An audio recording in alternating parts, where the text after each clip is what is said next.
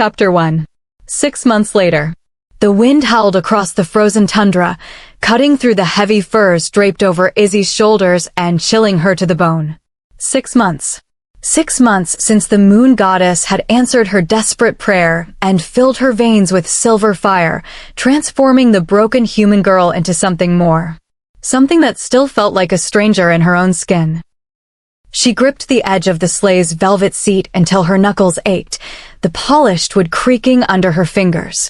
Every scent hit her at once, the sharp bite of pine sap from the ancient forest they had just left, the metallic tang of distant snow, the rich musk of Rowan's wolf rolling off him in waves that made her inner beast stir.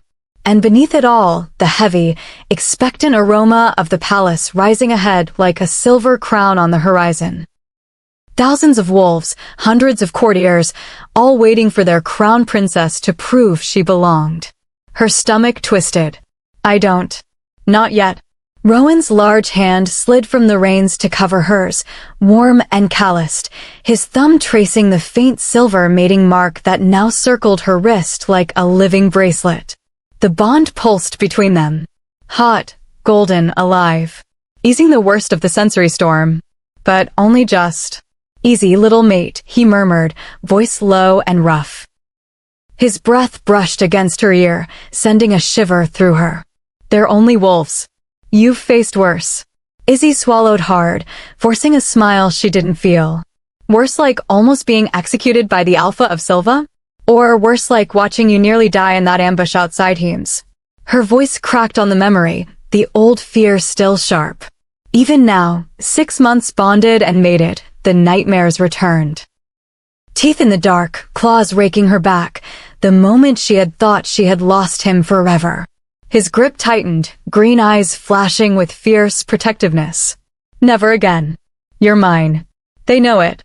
The whole continent knows it. The sleigh crested the final rise, and there it was, the Palace of Silver, rising from the tundra like something carved from moonlight and bone. Towering spires of white stone veined with silver caught the dying sun, throwing fractured rainbows across the snow. Banners of deep crimson and silver snapped in the wind. Argentum sanguinis, the royal pack. Home. Hundreds of wolves lined the grand staircase, heads bowed, the weight of their collective gaze pressing down on her. She could smell their curiosity, their doubt, the faint undercurrent of resentment from those who still whispered that a turned human had no right to the silver throne. Her wolf surged forward, hackles rising, a low growl building in her throat before she could stop it. Rowan's hand slid to the nape of her neck, thumb pressing just hard enough to ground her. Breathe, he said softly through the bond, the word wrapping around her like a steadying touch. I've got you. They stepped down together, Rowan's arm a firm band around her waist. The moment her boots touched the snow, the bond flared brighter. His wolf reaching for hers, soothing, claiming, reminding her she was no longer prey. She was his. The formal greetings blurred into a haze of titles and scents. Luna Mindy's warm hug from Pax Silva. They had traveled north for the welcome. Queen Ashlin's proud silver gaze that still made Izzy want to stand taller, King Caden's booming laugh as he clapped Rowan on the back. Every touch, every voice, every heartbeat in the courtyard pressed against her heightened senses until her head throbbed and her skin felt too tight. By the time they finally escaped into the royal wing, Izzy was trembling, not from cold, but from the effort of holding herself together. Rowan kicked the heavy oak doors of their chambers shut behind them with a decisive boom that echoed through the room. The sound cut off the outside world, and for the first time in hours, the bond settled into something softer. Safer. He turned, eyes darkening as he scented her exhaustion, her lingering fear, and the warmth building between them. Rowan, she started, but the word faded as he moved forward, crowding her gently against the massive four-poster bed draped in silver furs. His scent, dark pine, frost, and pure strength, filled her lungs, making her wolf settle in quiet surrender and need. You were perfect, he said, voice low and rough. One large hand cupped her jaw, tilting her face up so he could brush his nose along her throat, breathing in the place where his mark rested dark and permanent against her skin. but I felt every second of it through the bond. Every doubt. Every time he wanted to run. Izzy's breath caught as his lips grazed the mark, sending warmth straight through her. I'm trying. I'm trying so hard not to disappoint you. His growl cut her off, fierce and protective. You could never disappoint me. You survived the hunt. You survived everything. You stood in front of the entire Silver Council 6 months ago and chose this. Chose us. Knowing what it would cost. His hand slid down her body, steady and reverent. Now let me remind you why you'll never have to run again. The gown gave way quickly under his careful strength. Cool air brushed her skin for only a moment before his mouth was on her, warm and insistent. He lifted her effortlessly, settling her onto the furs and following her down, shedding his own clothes in a swift motion. When he settled between her thighs, he paused. Just long enough for their eyes to meet. I love you, he said, the words raw with everything he still carried from the night he had almost lost her. More than the throne. More than my own life. You are my future, Izzy. My queen. My everything. Tears stung her eyes, but she didn't hide them. Not from him. Then show me, she whispered, wrapping her legs around his hips and drawing him closer. The world narrowed to heat and connection. Rowan moved with steady power, each motion driving the breath from her lungs, the bond glowing brighter with every shared sound, every touch. He held her wrists gently above her head with one hand, the other steady on her hip, guiding them deeper into rhythm until she was calling his name. Come for me, mate, he murmured against her throat, lips brushing the mark. Let the palace know who you belong to. She shattered with a sharp cry, waves of release crashing through her. Rowan followed moments later with a deep groan, burying himself fully as their bond pulsed in perfect sync. They stayed like that for long minutes, breathing together, hearts beating in time. Izzy traced lazy patterns on his back, feeling the faint scars from battles long before she knew him. The ones that told the story of a prince who had waited his whole life for her.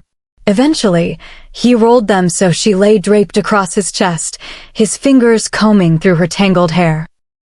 The fire crackled in the massive hearth.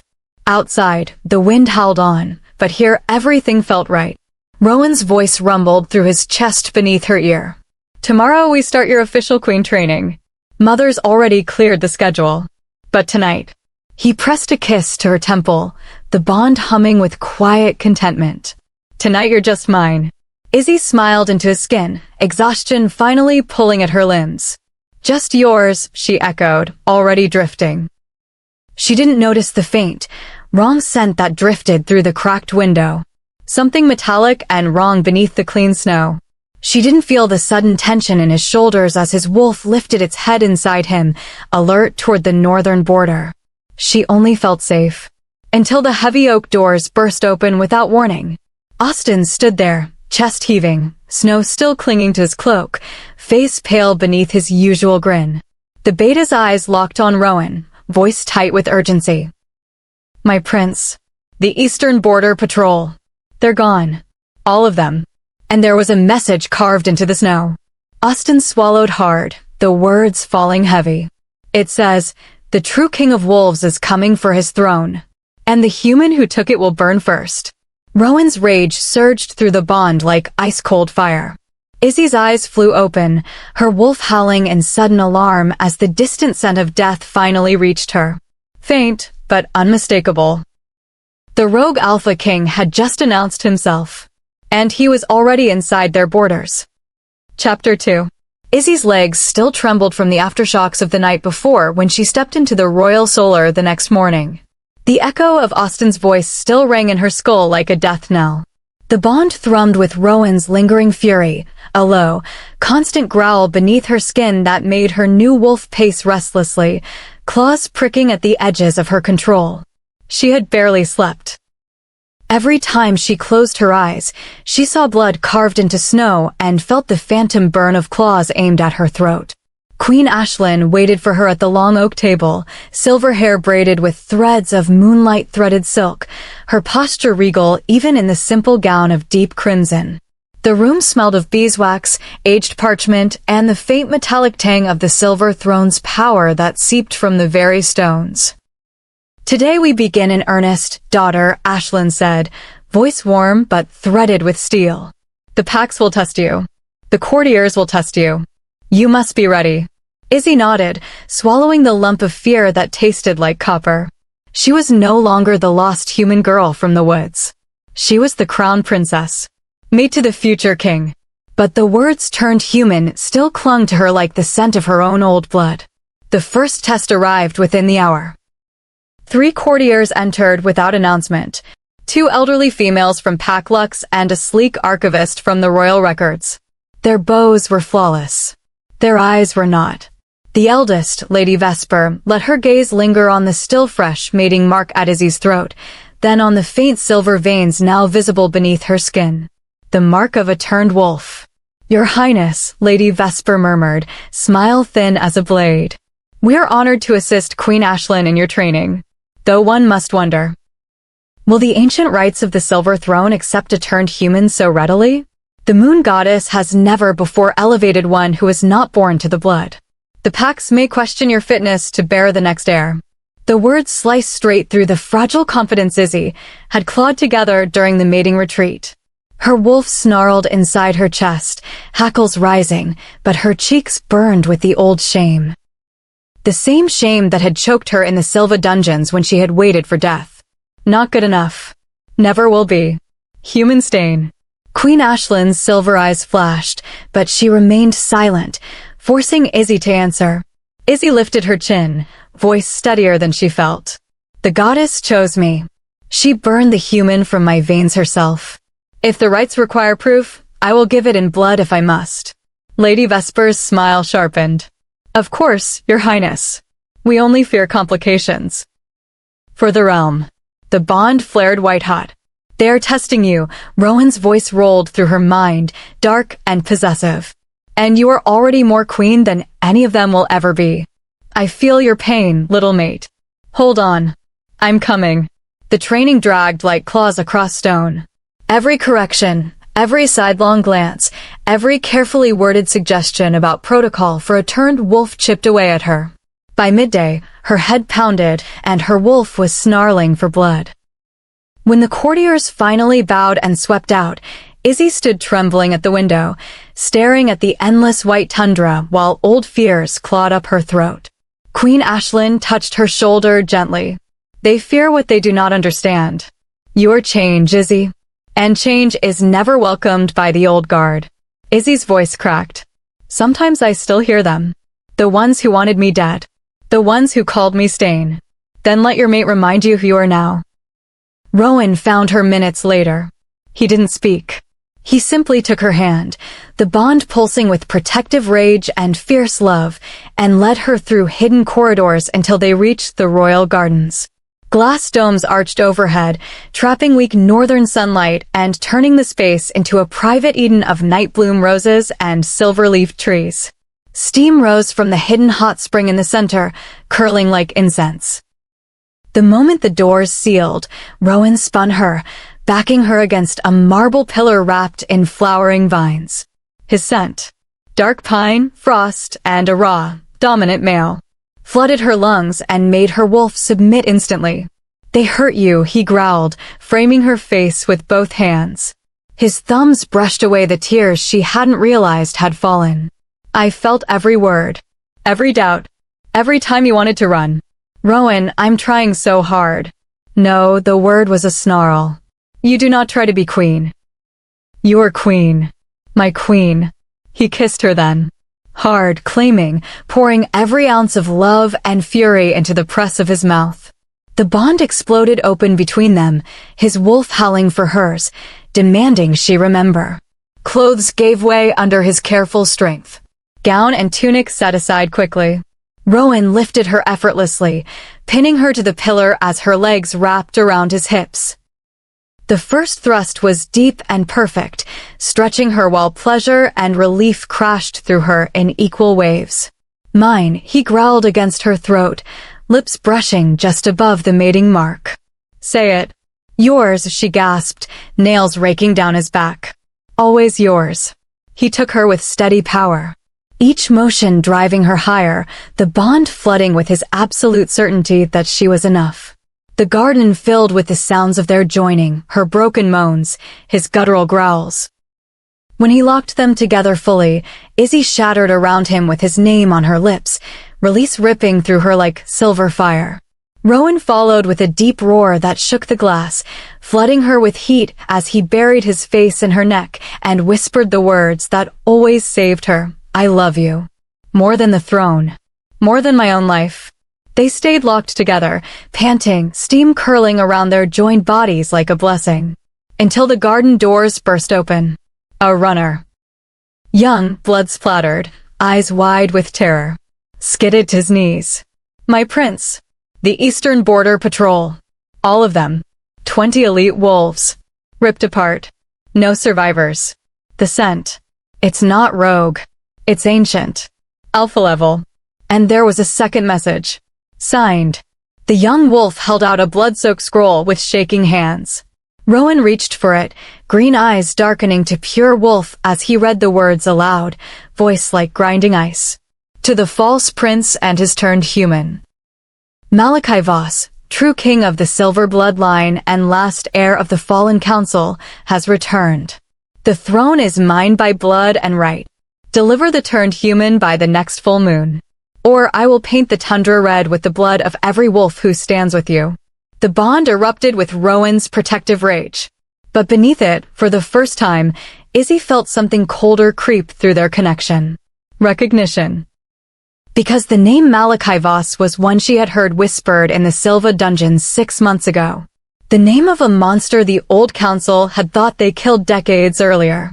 And he had just declared war on their future. Chapter 3. The scroll trembled in Rowan's hand, the blood still wet enough to smear across his fingers. Malachi Voss. The name hit Izzy like a silver blade to the ribs, slicing through the lingering haze of pleasure. She was still locked to her mate, their bodies sealed together against the marble pillar in the royal gardens, but the world had already turned to ice. Voss. The monster whose name had been whispered like a curse in the Silva dungeons 6 months ago. The ghost the old council had sworn they burned to ash. And now he was back, demanding her head and threatening to drown the tundra in silver blood. Izzy's wolf surged forward with a snarl that tore from her throat, claws pricking at her fingertips. But beneath the rage, terror coiled tight around her heart. This was not just a rogue alpha. This was the shadow that had nearly destroyed Rowan's family once before. And he knew about her. About them. Rowan's green eyes flashed to pure wolf, the bond exploding with protective fury, so violent the glass dome above them cracked with a sharp ping.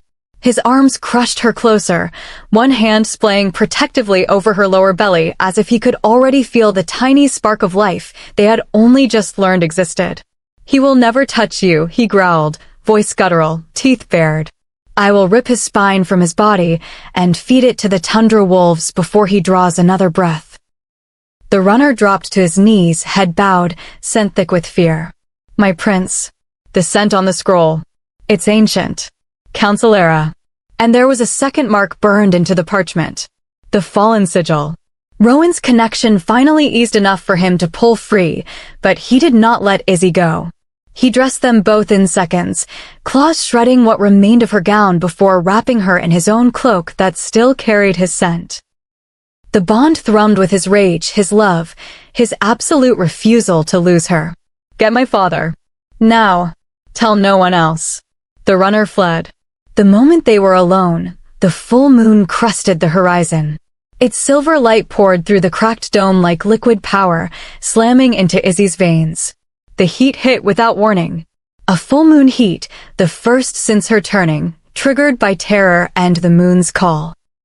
Fire flooded her core, slick gushing between her thighs, her wolf howling for her mate's claim, for the safety only he could give. Rowan's nostrils flared, pupils blowing wide. Izzy. Rowan, please. Her voice cracked, knees buckling as another wave crashed through her.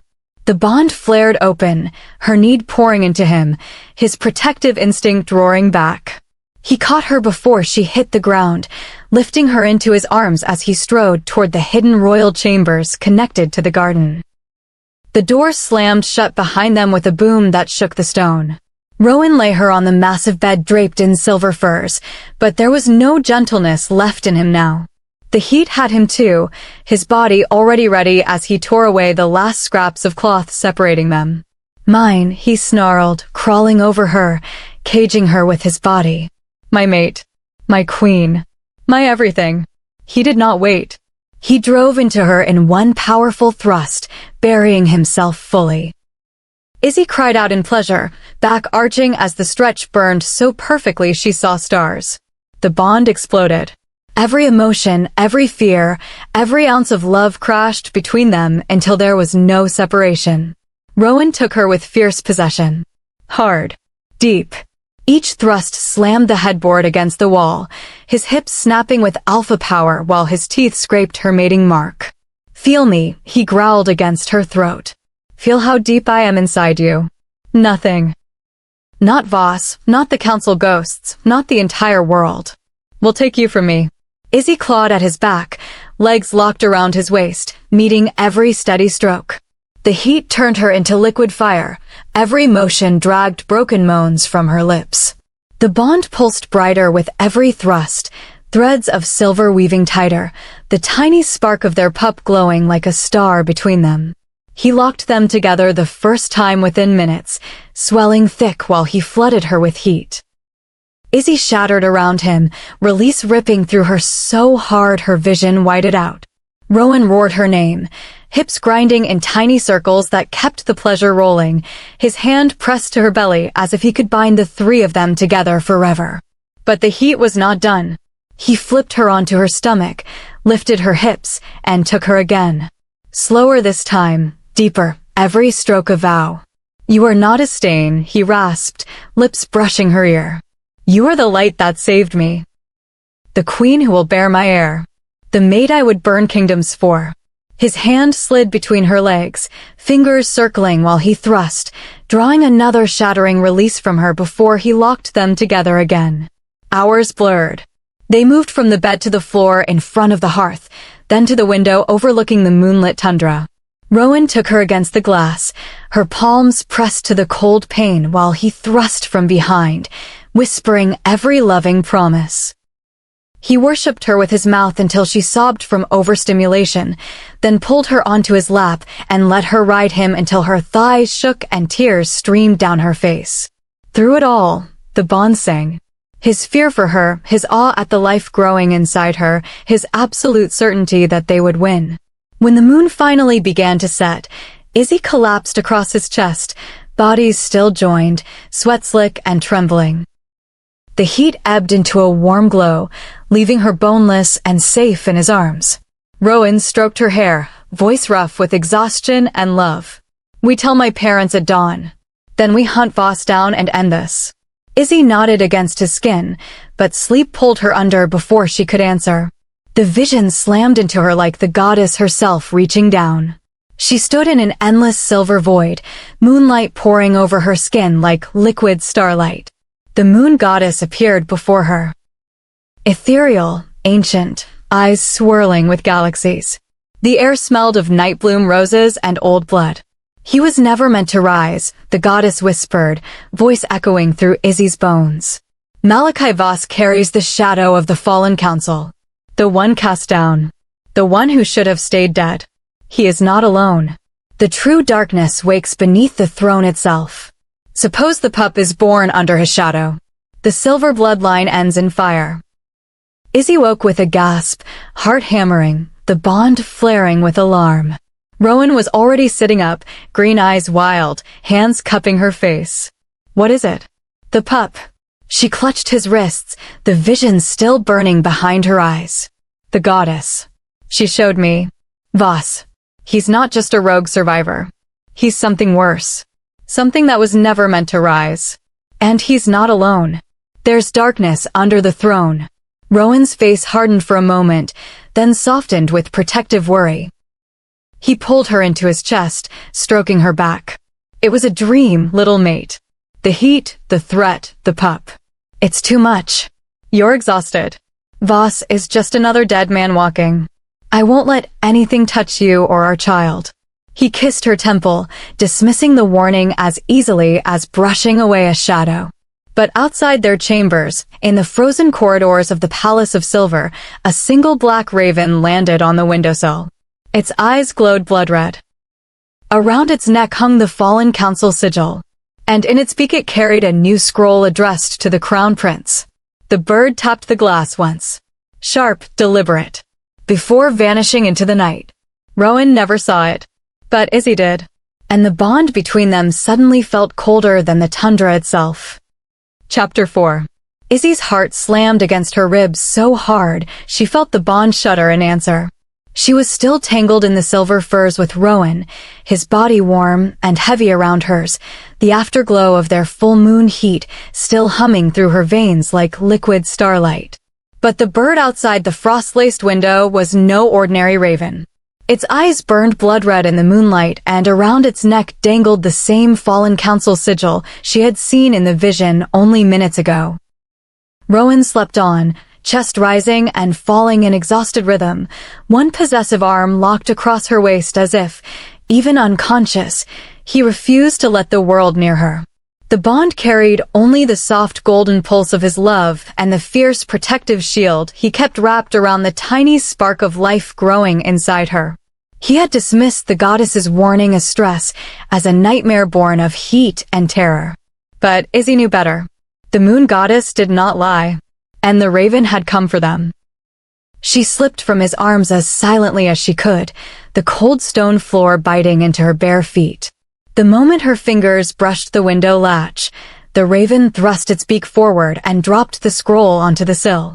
Black wax sealed with the imprint of a broken crown.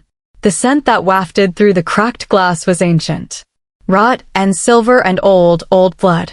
Izzy's wolf snarled inside her chest. She broke the seal with trembling hands. The words were written in crimson ink that still smelled faintly of the Eastern Border Patrol's slaughter.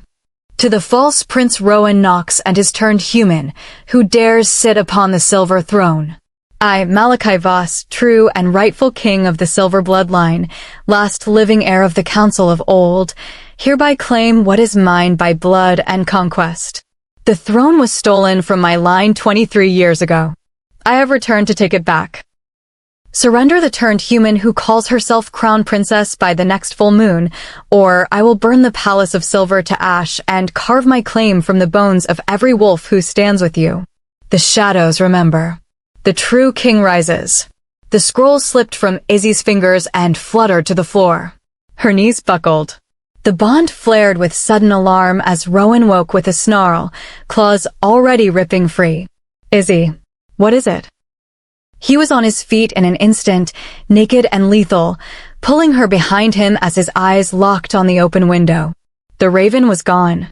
Only the scroll remained, its broken crown seal glinting mockingly in the moonlight. Rowan read it once. Then again. The bond between them detonated. His rage was so pure and volcanic that the air in the chamber grew thick with the scent of pine and frost and impending violence. His wolf surged so close to the surface that his eyes bled fully emerald, pupils slitted like a predator's. He dares, Rowan whispered, voice barely human.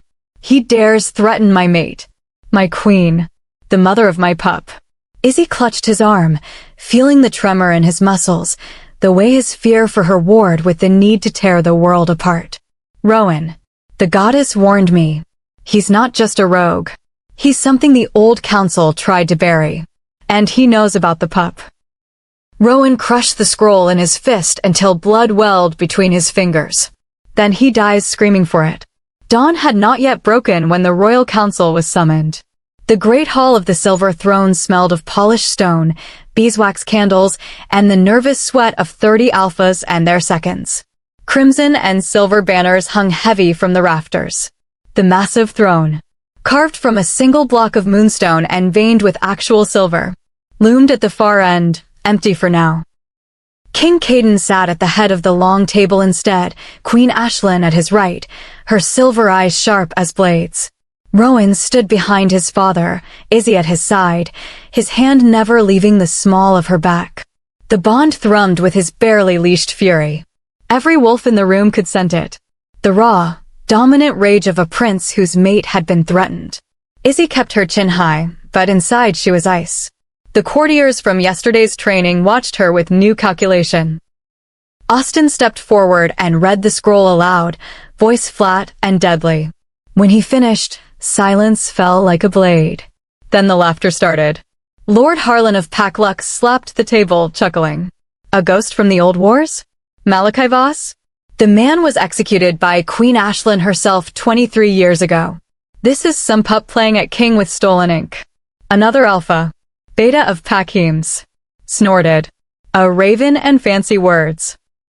The border patrols were probably torn apart by ordinary rogues and some fool decided to sign it with a dead man's name. We've seen this before. Posturing. The table erupted in dismissive murmurs. Let him come. We crushed the council once. A turned human as queen is insult enough. Now we're meant to fear bedtime stories. Izzy's wolf bristled at every word, but it was Rowan's reaction that turned the air electric. He did not laugh.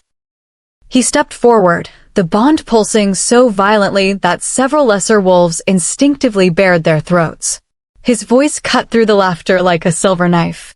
You laugh while my mate's name is carved in blood across our borders. While a monster who should be ash threatens to burn this palace with my unborn child inside her. His green eyes swept the table, power rolling off him in thick waves. I do not laugh. I scent war. I sent the old council's rot crawling back from whatever grave we failed to seal. And if any wolf in this room thinks my mate is a stain, his claws slid free with a metallic snick. They may step forward and test that belief right now. The laughter died. King Caden's face had gone stone hard. Queen Ashlyn's hand rested on her mate's arm, but her eyes burned with the same lethal calm Izzy had seen the night she chose to turn. The room reeked of sudden unease. Rowan turned to Izzy, the bond softening for her alone, flooding her with fierce love and ironclad protection. They may laugh, he said, voice low enough for only her to hear, but I will not lose you. Not to Voss. Not to anyone. Later, in the private royal solar, the mask cracked. The moment the heavy door sealed, Rowan had her against the wall, mouth crashing down on hers in a kiss that tasted of rage and terror and desperate need. The bond blazed open. His fear for her, his guilt that he had dismissed the goddess's warning, his absolute vow that no one would ever touch what was his. Rowan.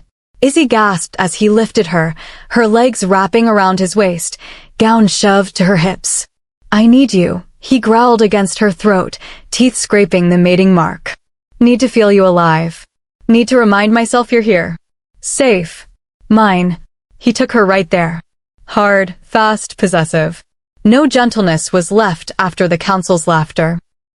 Each thrust drove the breath from her lungs, the bond flooding with every emotion he couldn't voice in front of the others. Izzy clung to him, nails raking his back, meeting every steady stroke as the heat of their connection burned away the cold dread. When he locked them together, he pressed his forehead to hers, voice breaking. I will tear the world apart before I let him touch you or our pup. Do you understand me, little mate? She nodded, tears slipping free, the bond singing with their shared future. Throne, pup, forever. Even as the shadow of Voss loomed larger. They stayed locked together until the connection eased, breathing each other in, the bond wrapping tighter around the tiny life between them. Until a second raven slammed into the solar window with such force that the glass shattered. This one was larger, wings dripping fresh blood. Around its neck hung not one sigil but two. The fallen council and the royal silver blood crown cracked in half. It dropped a second scroll at their feet and spoke in a voice that was not a bird's. Ancient, layered, wrong. Malachi Voss sends his regards to the false prince. The turned human will be delivered. Or the pup will be born in chains at my feet. The raven exploded into black mist. And in the sudden silence, Izzy felt the first sharp twist of pain low in her belly. The tiny spark of their child flares in terror through the bond. Rowan's roar of pure alpha fury shook the palace of silver to its foundations.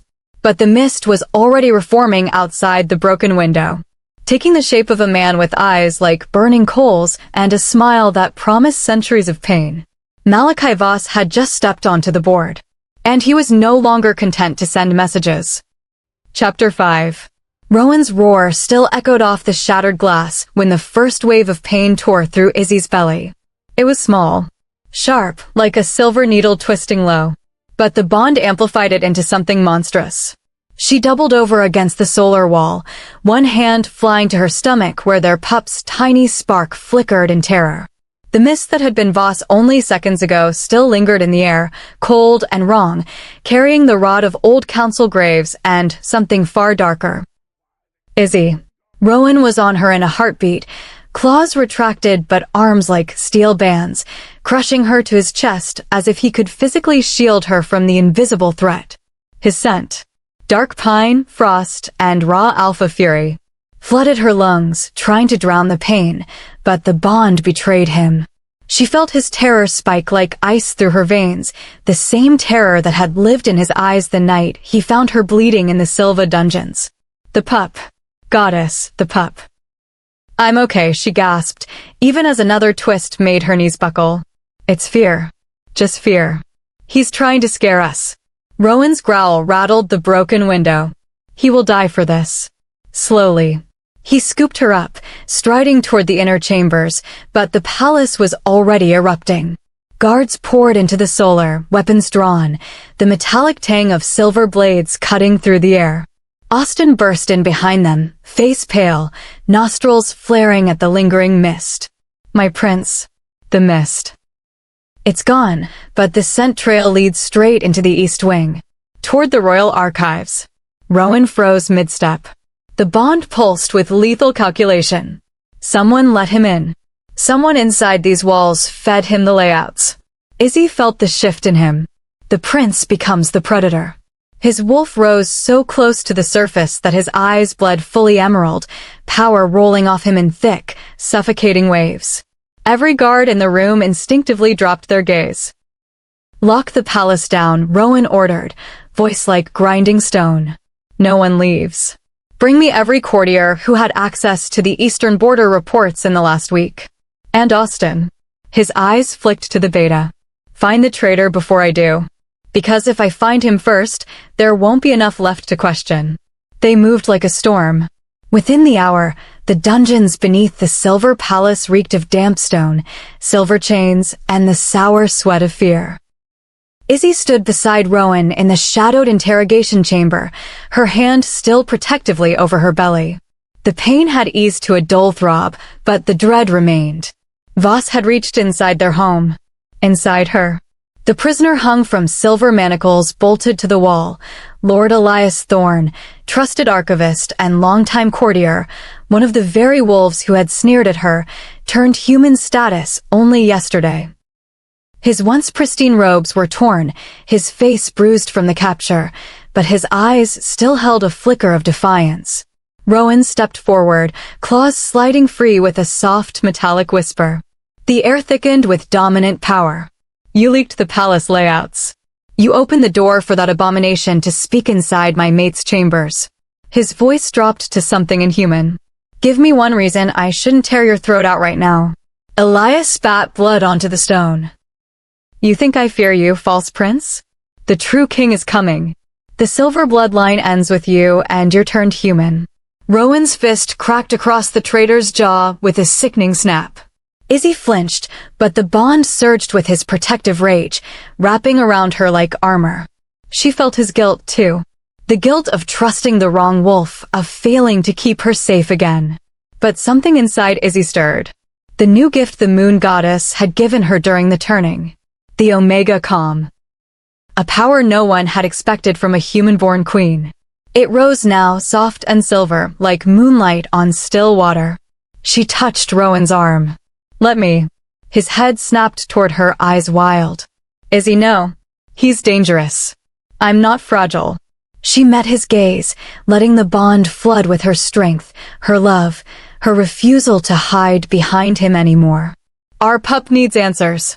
And I can get them without more blood on these stones. Pride flared through the bond, so bright it stole her breath. Rowan searched her face, then stepped back, trusting her completely. Do it, little mate. But if he so much as twitches wrong, I end him. Izzy stepped closer. Elias sneered, but she reached out, not with claws, but with the gift. She let the omega calm flow from her like a gentle tide, wrapping around the traitor's frantic heartbeat. The air sweetened with nightbloom roses and silver light. Elias's shoulders sagged. His breathing slowed. The defiance in his eyes flickered, then drowned in unnatural peace. Tell me, she whispered, voice soft, but threaded with command. Who do you serve? Malachi Voss, Elias breathed, the words spilling free like water from a cracked dam. He came to me in dreams first, then in the flesh.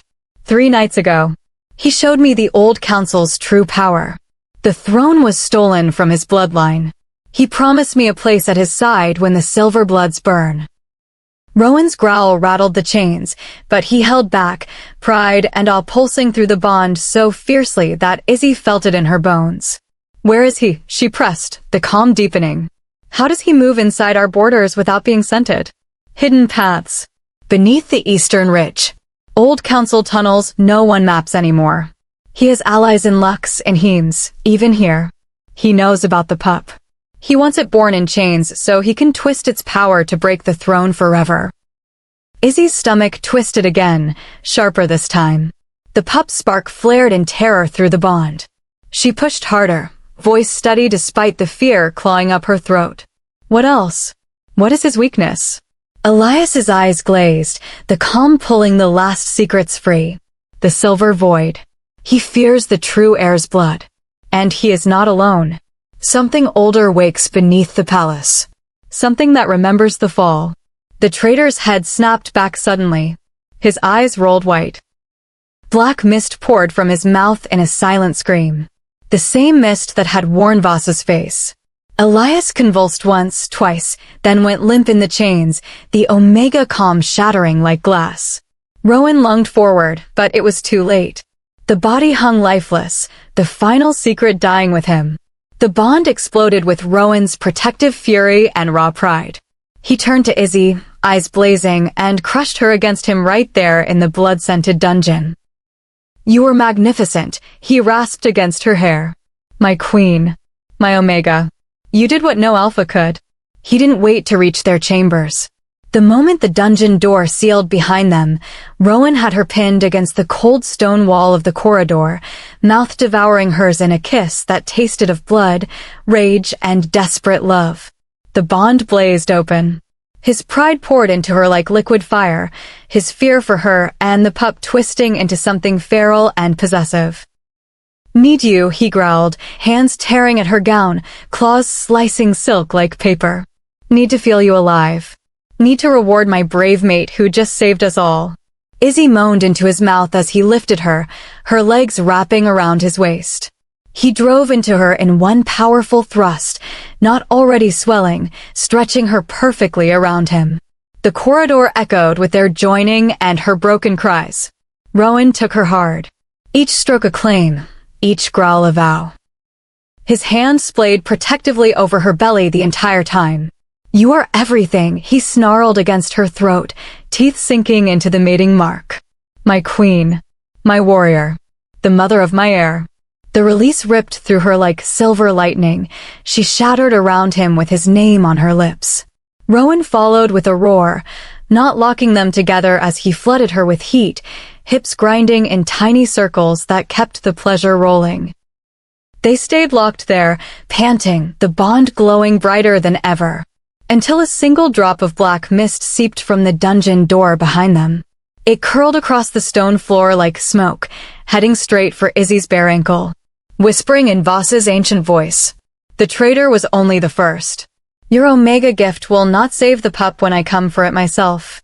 Rowan's head snapped toward the mist, claws ripping free. But the mist was already vanishing into the cracks of the palace floor. Heading deeper, straight toward the royal nursery wing where the future of the silver bloodline would one day sleep. And the bond screamed with the knowledge that Voss was no longer outside the walls. He was inside. Chapter 6. The black mist slithered across the nursery threshold like a living shadow, and Izzy's scream tore through the bond before she could stop it. She was already running, bare feet slapping cold stone, one hand pressed to the faint swell of her belly where their pup's spark flickered in raw terror. The mist had come from Elias's dying body, from Voss's own breath, and now it was inside the palace. Inside the wing where the future of the silver bloodline would one day sleep. Rowan was half a step behind her, claws fully extended, a roar building in his chest that shook the ancient walls. The mist reached the cradle first. Izzy threw herself forward, Omega calm exploding from her in a silver wave, but the mist only laughed. Voss's ancient voice echoed through the empty room. Too late, little queen. The pup will wear my chains before it draws its first breath. Rowan's power detonated. He slammed into the mist with every ounce of alpha fury, silver-edged claws slashing through the darkness until it shredded and fled through the cracked window like smoke on the wind. But the damage was done. The cradle rocked violently. The bond between them screamed with the pup's fear, and Izzy felt the first real twist of pain. Not the phantom threat from before, but something deeper. A warning. Rowan caught her as her knees buckled, crushing her to his chest. His scent. Dark pine, frost, and pure protective rage. Wrapped around her, but she could feel the fracture in him. Guilt that Voss had reached this far. Terror that he might not be fast enough next time. We can't stay here, he rasped against her hair, voice raw. The palace has too many holes. Too many heirs that still belong to him. We go to Heems. Tonight. Alpha Spesso owes my mother blood debts from the old war. If we secure her alliance before Voss poisons more minds, we buy time to hunt the bastard properly. Izzy nodded against his chest, fear and determination braiding tight in her veins. Heems. The first pack Rowan had visited in the original tour. The place where political smiles had hidden knives and where she had once been nothing but a prisoner waiting for death. Returning now as crown princess, carrying the heir, felt like stepping back into the nightmare. But the bond pulsed with Rowan's iron resolve, and she drew strength from it. They left before dawn.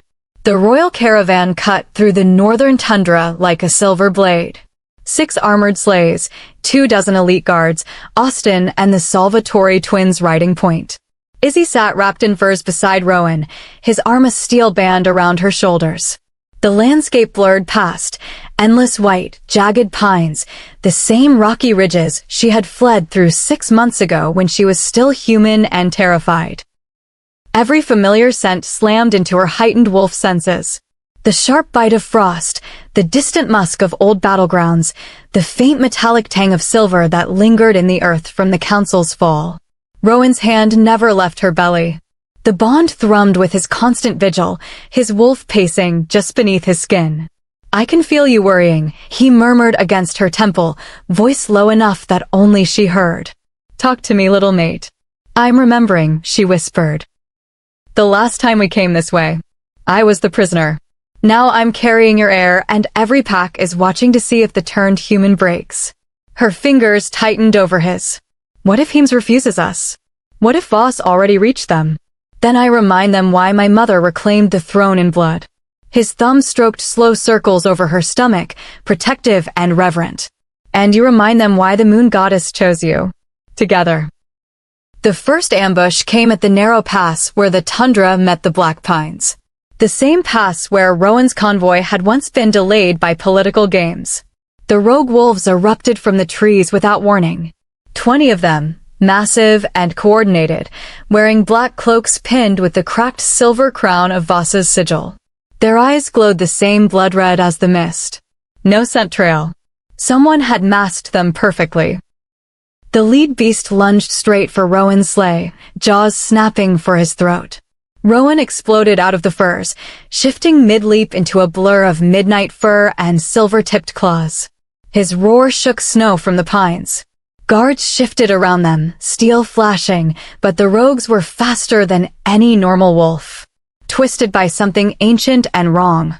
Izzy felt the bond ignite with Rowan's battle rage, but beneath it, she tasted the first thread of strain. He was holding back. protecting her, protecting the pup. Dividing his focus. A rogue slipped past Austin's guard and slammed into Rowan's flank, teeth sinking deep. Pain lanced through the bond like fire. "Rowan!" Izzy's scream tore free. Her wolf surged forward so violently that her vision tunneled. The pup's spark flared in terror, and something inside her snapped. She had shifted before. Controlled, guided, safe. Never like this. Power, unlike anything she had ever felt, ripped through her bones. Silver fire flooded her veins, burning away the last traces of the human girl she had been, for the color of moonlight and fresh snow exploded across her skin. Her body reshaped in a heartbeat. Smaller than Rowan's, but sleek and lethal, omega power crackling along every silver vein like living lightning. She launched from the sleigh. The world narrowed to the rogue tearing at her mate's throat. Izzy hit it like a silver comet, jaws closing around its neck with a crunch that echoed off the pines. The rogue howled. Wrong, layered with Voss's voice. And tried to twist free, but her omega calm slammed into it like a tidal wave. The beast froze mid-snarl, body locking in unnatural stillness, giving her the opening she needed. She tore its throat out in one savage jerk. Blood sprayed across the snow, hot and black. The other rogues faltered, red eyes widening at the sight of the turned queen in full battle form. Something no one had ever seen. Rowan staggered upright, flank bleeding, green eyes locking on her through the chaos. Pride and awe crashed through the bond so fiercely that it stole her breath. My queen, his voice rolled through her mind, raw and reverent. My warrior. But the victory lasted only seconds. A second wave poured from the trees. Twice as many, led by a monstrous black wolf wearing the full Fallen Council sigil around its neck. This one carried Voss's scent so thick it choked the air. It ignored the guards. It ignored the fight. It charged straight for Izzy, eyes fixed on her belly with murderous intent. Rowan lunged to intercept, but the first rogue's poison was already spreading. His movements slowing, silver-tipped claws flashing too late. Izzy felt the bond scream in warning. The black wolf leapt. And the last thing she saw before its jaws closed toward her unprotected stomach was Rowan's desperate roar. Too far, too slow. As the true weight of Voss's trap finally snapped shut around them. Chapter 7. Izzy's POV. The mist was still crawling across my skin when the cabin door slammed shut behind us. I could feel it. Voss's rot seeps through the silver wards like oil under ice. Searching for the tiny spark in my belly. My wolf was snarling, claws already pricking at my fingertips, ready to tear the darkness apart if it came 1 inch closer to our pup. Rowan's blood was everywhere. On my hands. On his flank. On the snow we had tracked inside. The bond pulsed with his pain. Raw and vicious. But underneath it burned something fiercer. Pride. Pride in me. In the way, I had shifted mid-battle and ripped that rogue's throat out to save him. He collapsed onto the furs. Chest heaving. Green eyes locked on mine. You shifted like a goddess of war, he rasped. Voice wrecked. My queen. My mate. I dropped beside him. My hands were shaking as I pressed the antidote into the wound. Do not dare die on me. Rowan Knox. Not after I just killed for you. The bond flared hot. His fear for us. His love. He felt guilty that he had been too slow. I felt every second of it like my own heartbeat. Rowan's POV. She was trembling. Not from cold. From the aftershock of her first real kill. From the way the pup's spark had screamed through the bond when that black wolf lunged for her belly. I hated it. Hated that she had to become a killer to save me. Hated that Voss had forced her hand so soon. But goddess. The sight of her silver wolf tearing through those rogues? It had lit every alpha instinct on fire. My mate was not fragile anymore. She was lethal. And that knowledge made me want to drag her under me and remind her exactly who she belonged to. Training starts at dawn. I growled, forcing the words out through the pain. Voss will not wait. You need to fight like the queen you are. Her eyes flashed silver. Good. Because I am done being the one who needs saving. Izzy's POV. Dawn came too fast. Rowan dragged me outside into the frozen clearing behind the cabin. still limping but refusing to slow down. Snow bit my bare feet. The air smelled of pine and old blood and the faint metallic warning of more danger on the wind. Shift, he commanded. Voice pure alpha. I did. Moonlight fur rippled over my skin, power surging through every muscle. Rowan circled me slowly, eyes burning emerald. Faster. Harder. You froze that rogue midair yesterday with your Omega gift. Do it again. But this time while moving. He attacked. Not full force.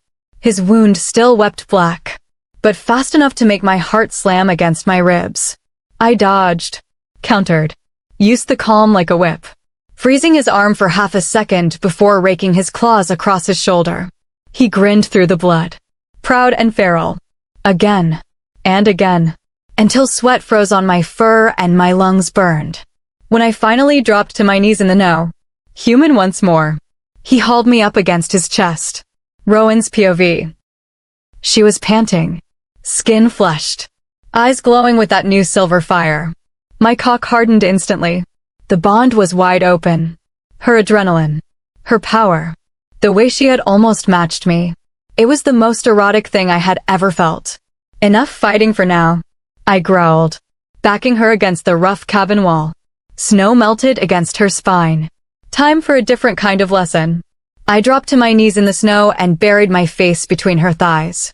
Her taste, sweet, wild, mine, exploded across my tongue. I licked her deep, growling against her slick folds while two thick fingers slid inside her. The bond poured every moan straight into my chest. She came hard, claws raking the wood above my head. My name is a broken sob on her lips. I rose, spun her, and drove into her in one brutal thrust. Feel that? I snarled against her ear. The knot is already swelling. That is your king, your mate, the father of the pup you saved today. Each thrust slammed her against the wall. You are not just queen of the throne anymore, Izzy. You are queen of the wild. And I am going to fuck you like one. She shattered around me again, walls clamping down so tight my vision whited out. I knotted her deep, flooding her with heat while I bit down on the mating mark. We stayed locked together, breathing hard. The bond was glowing brighter than the northern lights. Izzy's POV. The afterglow still hummed through my veins when the raven hit the window. Glass exploded inward. The bird's eyes burned blood red. 3 new sigils hung from its neck. Lux, Heems, Silva, all cracked and bleeding. It dropped the scroll at our feet and spoke in Voss's layered voice. The false prince's queen thinks she can play warrior? Cute. I now control 3 packs. Their alphas have sworn blood oaths to me. My army marches south as we speak. The silver throne will fall before the next full moon. Rowan's knot was still locked inside me when he snatched the scroll. His body went rigid. Then he read the final line aloud, voice like grinding ice. And when I reach the palace, I will rip the pup from your womb while you watch your mate bleed out on the steps of the throne he stole from me.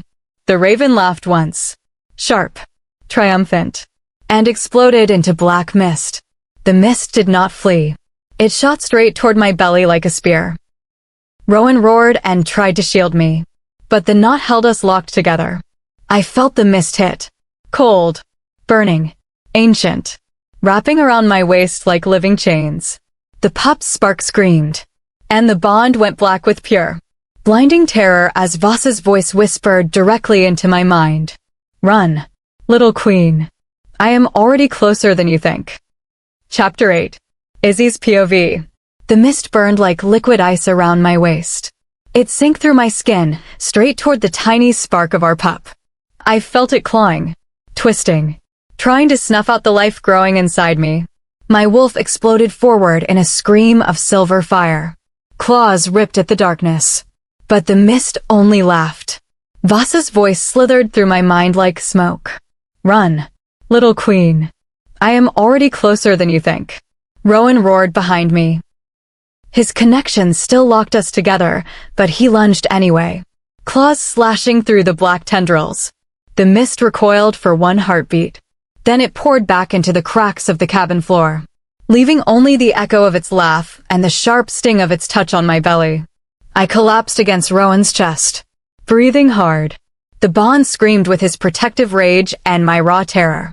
The pup's spark flickered, weak but fighting. Still there. Rowan's arms crushed me closer. His voice was pure gravel. I felt it. Inside you. He touched you. His hand pressed over my stomach. Trembling. Never again. I swear it on the silver throne itself. Rowan's POV. I could still taste the mist in the air. Rot and old blood and something older than the council. It had reached my mate. Reached our child. At the same time, I was still locked inside her. Helpless. The bond burned with my fury. I wanted to tear the cabin apart. Tear the entire tundra apart. But Izzy was shaking in my arms. Her fear cut deeper than any wound Voss could give me. I forced my voice steady. We move. Now. The safe house is compromised. We head south. Rally the loyal packs before Voss poisons more of them. She lifted her head. Silver eyes flashing. No. We do not run. I will not hide while he takes everything. The bond flared brighter at her words. Her strength. Her refusal to break. It hit me like moonlight straight to the chest. My queen. My warrior. Carrying our future and still ready to fight. Before I could answer, the cabin ward screamed. A new sound ripped through the air. Not a raven this time. A broadcast. Forced through every captured pack channel. Voss's voice boomed from the walls themselves. Ancient. Layered. Dripping with triumph. Izzy's POV. The voice filled the cabin like poison. To the false Prince Rowan knocks and his turned human who dares call herself queen. I, Malachi Voss. True king of the silver bloodline. Speak to every wolf listening. Surrender the throne by the next full moon. Or watch your mate burn alive on the steps of the palace you stole from me. The air crackled. Images flooded the bond. Forced visions. Me. Chained. Silver flames licked at my skin while Rowan watched. Helpless. The pup was torn from me before it ever drew breath.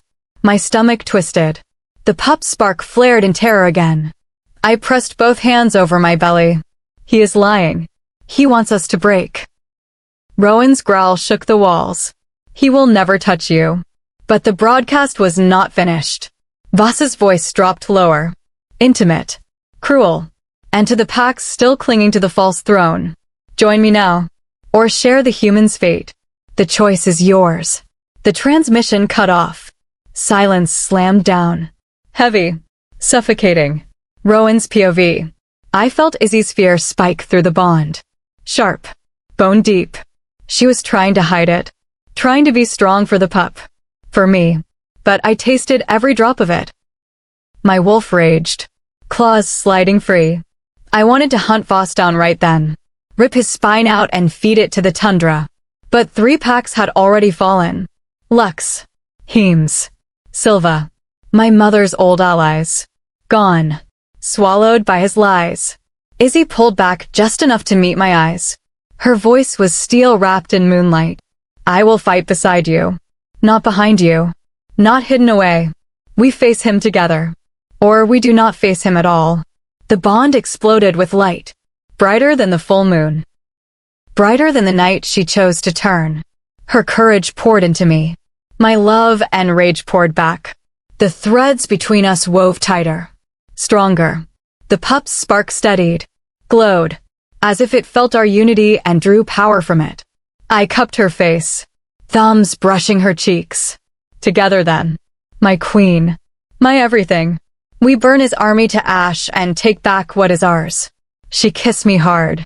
Fierce. The bond singing with promise. We dressed in silence.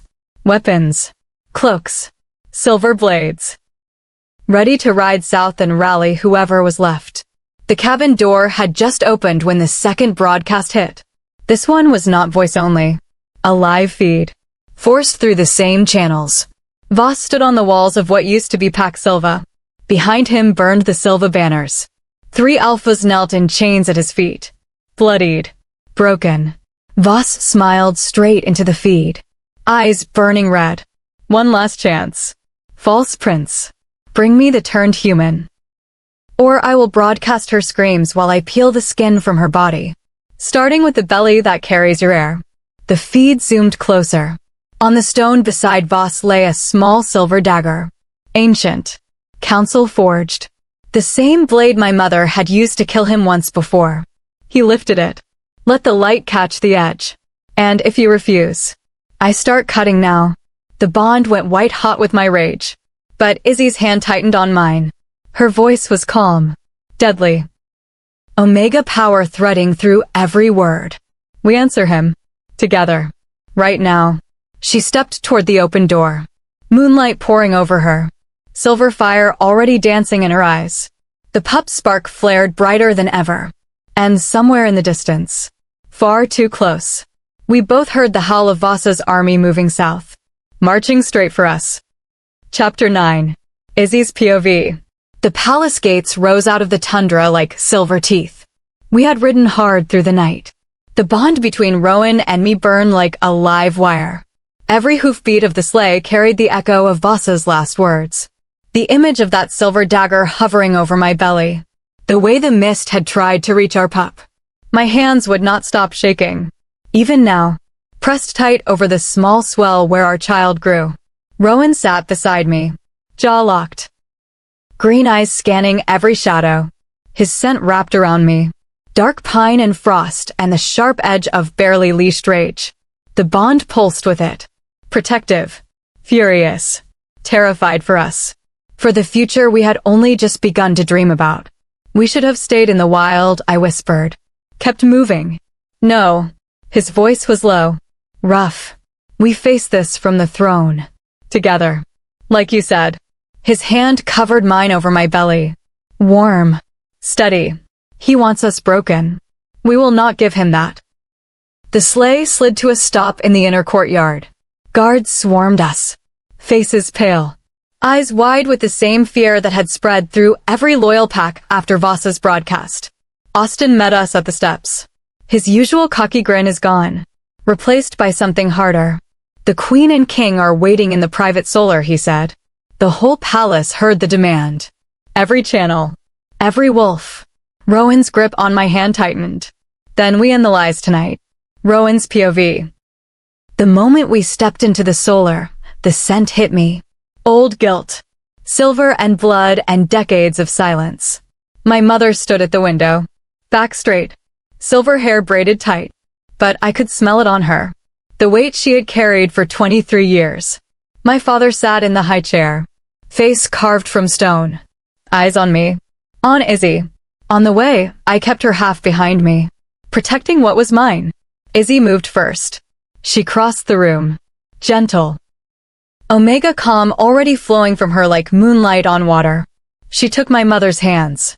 Tell us, she said softly. Whatever it is. We face it together. Queen Ashlyn turned. Her silver eyes met mine first. Then Izzy's. Something cracked in her expression. The mask she had worn since the day she reclaimed the throne. I killed him, she said. Voice quiet. But every word landed like a blade. Malachi Voss. 23 years ago. I drove the council dagger through his heart myself. Watched the light leave his eyes. Felt his blood on my hands. We burned the body. Scattered the ashes. I thought it was over. The room went still. Izzy's breath caught. I felt it through the bond. Her shock. Her compassion. The way she squeezed my mother's hands tighter.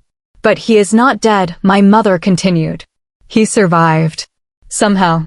The old council had secrets even I never knew. Dark rituals. Pieces of the Silver Throne's power they stole before we took it back. He has been waiting. Healing. Growing stronger in the shadows. Izzy's POV. The guilt in Queen Ashlyn's voice wrapped around my heart like chains. I could feel it through the bond. Rowan's reaction. The way his rage spiked so fast it burned. He had grown up believing his mother had ended the war, that the monster was gone, that the throne was safe. Now the monster wore the face of the man she thought she had killed. I stepped closer to her. Omega is calm, flowing stronger. Soft silver light that eased the sharp edges of her pain. You did what you had to do, I said. You saved your family. Your people. You gave Rowan a future. That is not a failure. That is a queen's choice. She looked at me. Really looked. Silver eyes glistening with tears, she would never let fall in front of the court. You remind me of myself, she whispered. The night I chose to turn. The night I chose love over fear. You're stronger than I was then. Izzy. You will be the queen this realm needs. Rowan made a low sound. Half growl. Half pain. Rowan's POV. I could not breathe. My mother had carried this alone. For 23 years. The knowledge that the monster who had slaughtered our family might still breathe. She had smiled at me as a boy. Taught me to rule. Kissed my forehead every night. At the same time, the ghost of Voss waited in the dark. The bond flooded with my rage. Hot. Violent. Protective. It poured toward Izzy. Toward the pup. Toward my mother. I wanted to tear the palace apart stone by stone until nothing remained that could hurt them. Enough, I snarled. The word came out sharper than I meant. We do not dwell on the past. We end him now. I will ride out at first light. Take the loyal packs. Burn every trace of him from the tundra. Izzy turned to me. Eyes wide. Rowan. No. We do this together. You promised. I promised to keep you safe. My voice cracked. The bond showed her everything. The terror that Voss had already reached inside her. Touched our child. The image of her burning on the palace steps while I watched. Helpless. I will not watch you die. Not again. Not ever. Queen Ashlyn stepped between us. Her hand on my chest. Calm. Steady. My son, your maid is right. The realm needs both of you. United. Stronger than Voss ever dreamed. I felt the fracture inside me. The boy who had lost so much.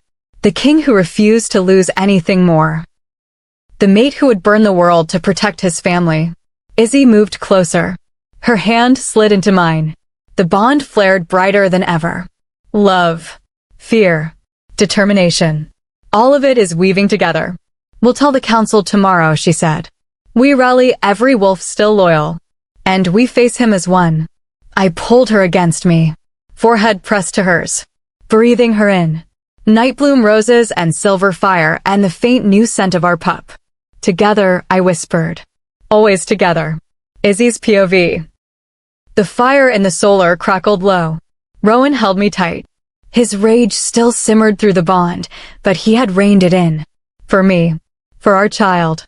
Queen Ashlyn watched us with something like hope in her eyes. The first real hope I had seen since we returned. Then the doors burst open. Austin stood there. Chest heaving. Face white as the tundra snow. My prince, he said. Voice raw. The broadcast. It is happening again. Live. Right now. Voss has taken the central tower of Pax Silva. He is showing the entire realm. Rowan stiffened. His arm locked around me. We turned toward the large mirror on the far wall. The one that carried every pack channel. The glass rippled. Voss appeared. He stood on the highest balcony of Silva's tower. Wind was whipping his black cloak. 3 broken alphas chained at his feet. Behind him, flames rose high into the night sky. He looked straight into the feed, straight at us. And smiled. False prince, he said. Voice echoing through every corner of the palace. Your time is up. Bring me the turned human and the throne. Or watch what I do to the ones you love. The camera shifted. It zoomed down to the courtyard below the tower. There, bound in silver chains and surrounded by Voss's black wolves, stood Ray and Leia, the Silva twins, Rowan's childhood friends. My friends. Their eyes were wide with terror. Voss lifted the ancient silver dagger. Tick-tock. Prince. The next cut starts with them. The bond exploded with Rowan's roar. And the final line of Voss's message burned across the mirror in letters of fire. Deliver the queen by dawn. Or the twins die screaming. Followed by your mother. Then your mate. Then the pup was still inside her. The feed went black. Rowan dropped to his knees. The protective rage in the bond turned to something far more dangerous.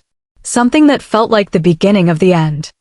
Holy Tundra wins. YouTube fam, buckle up. We're 6 chapters deep into pure Prince Rowan 2 chaos. And Chapter 9 just dropped the mother of all emotional gut punches. Izzy and Rowan sprint back to the Silver Palace, only for Queen Ashlyn to confess she thought she killed Malachi Voss 23 years ago, but the monster survived through stolen council rituals. Then Voss hijacks every pack channel, dangles the Silva twins like bait, and gives them until dawn to hand over the turned human queen or watch the twins die screaming. My heart is racing. This is enemies to lovers on steroids mixed with pregnancy horror and royal betrayal. The core theme is legacy versus love. A turned human queen proving she belongs while her mate's family past comes back to devour their future.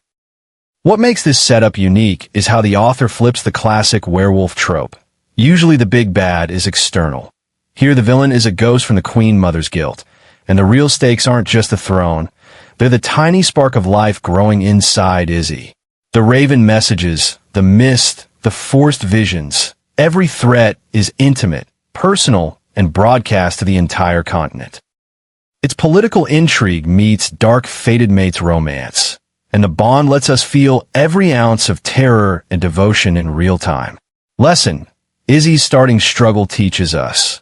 Hiding from your past doesn't erase it. It only gives it sharper claws.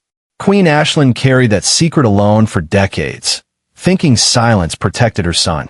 The moment she finally spoke it aloud, the family became unstoppable. Life lesson: speak your truth early. The people who love you will fight with you, not against the shadow you try to bury. Chapter 10. Izzy's POV. The broadcast ended, but the image stayed burned behind my eyes.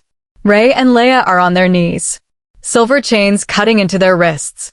Voss was holding that ancient dagger above them while the entire realm watched. The ultimatum still rang through every corridor of the palace. Deliver the turned human by dawn or watch the twins die screaming. My hands would not stop shaking. I stood in the royal chambers with Rowan. The heavy oak doors were already barred from the inside. His scent wrapped around me like armor. Dark pine and frost, and the raw edge of a male ready to tear the world apart. But the bond betrayed him.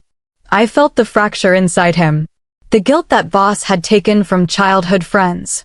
The terror that the next demand would be me. The pup. Everything we had left. Stress clawed through my veins like fire.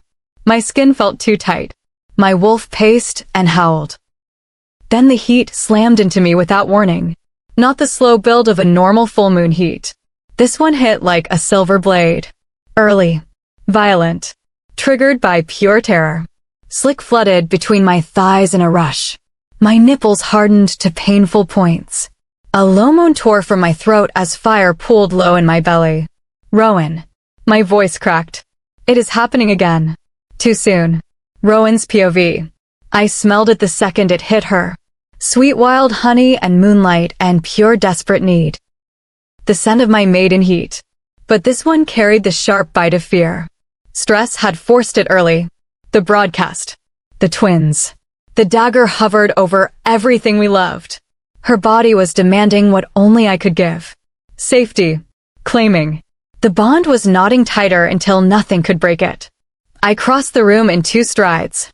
My hands framed her face. Thumbs brushing tears she had not realized had fallen. I have you, I growled.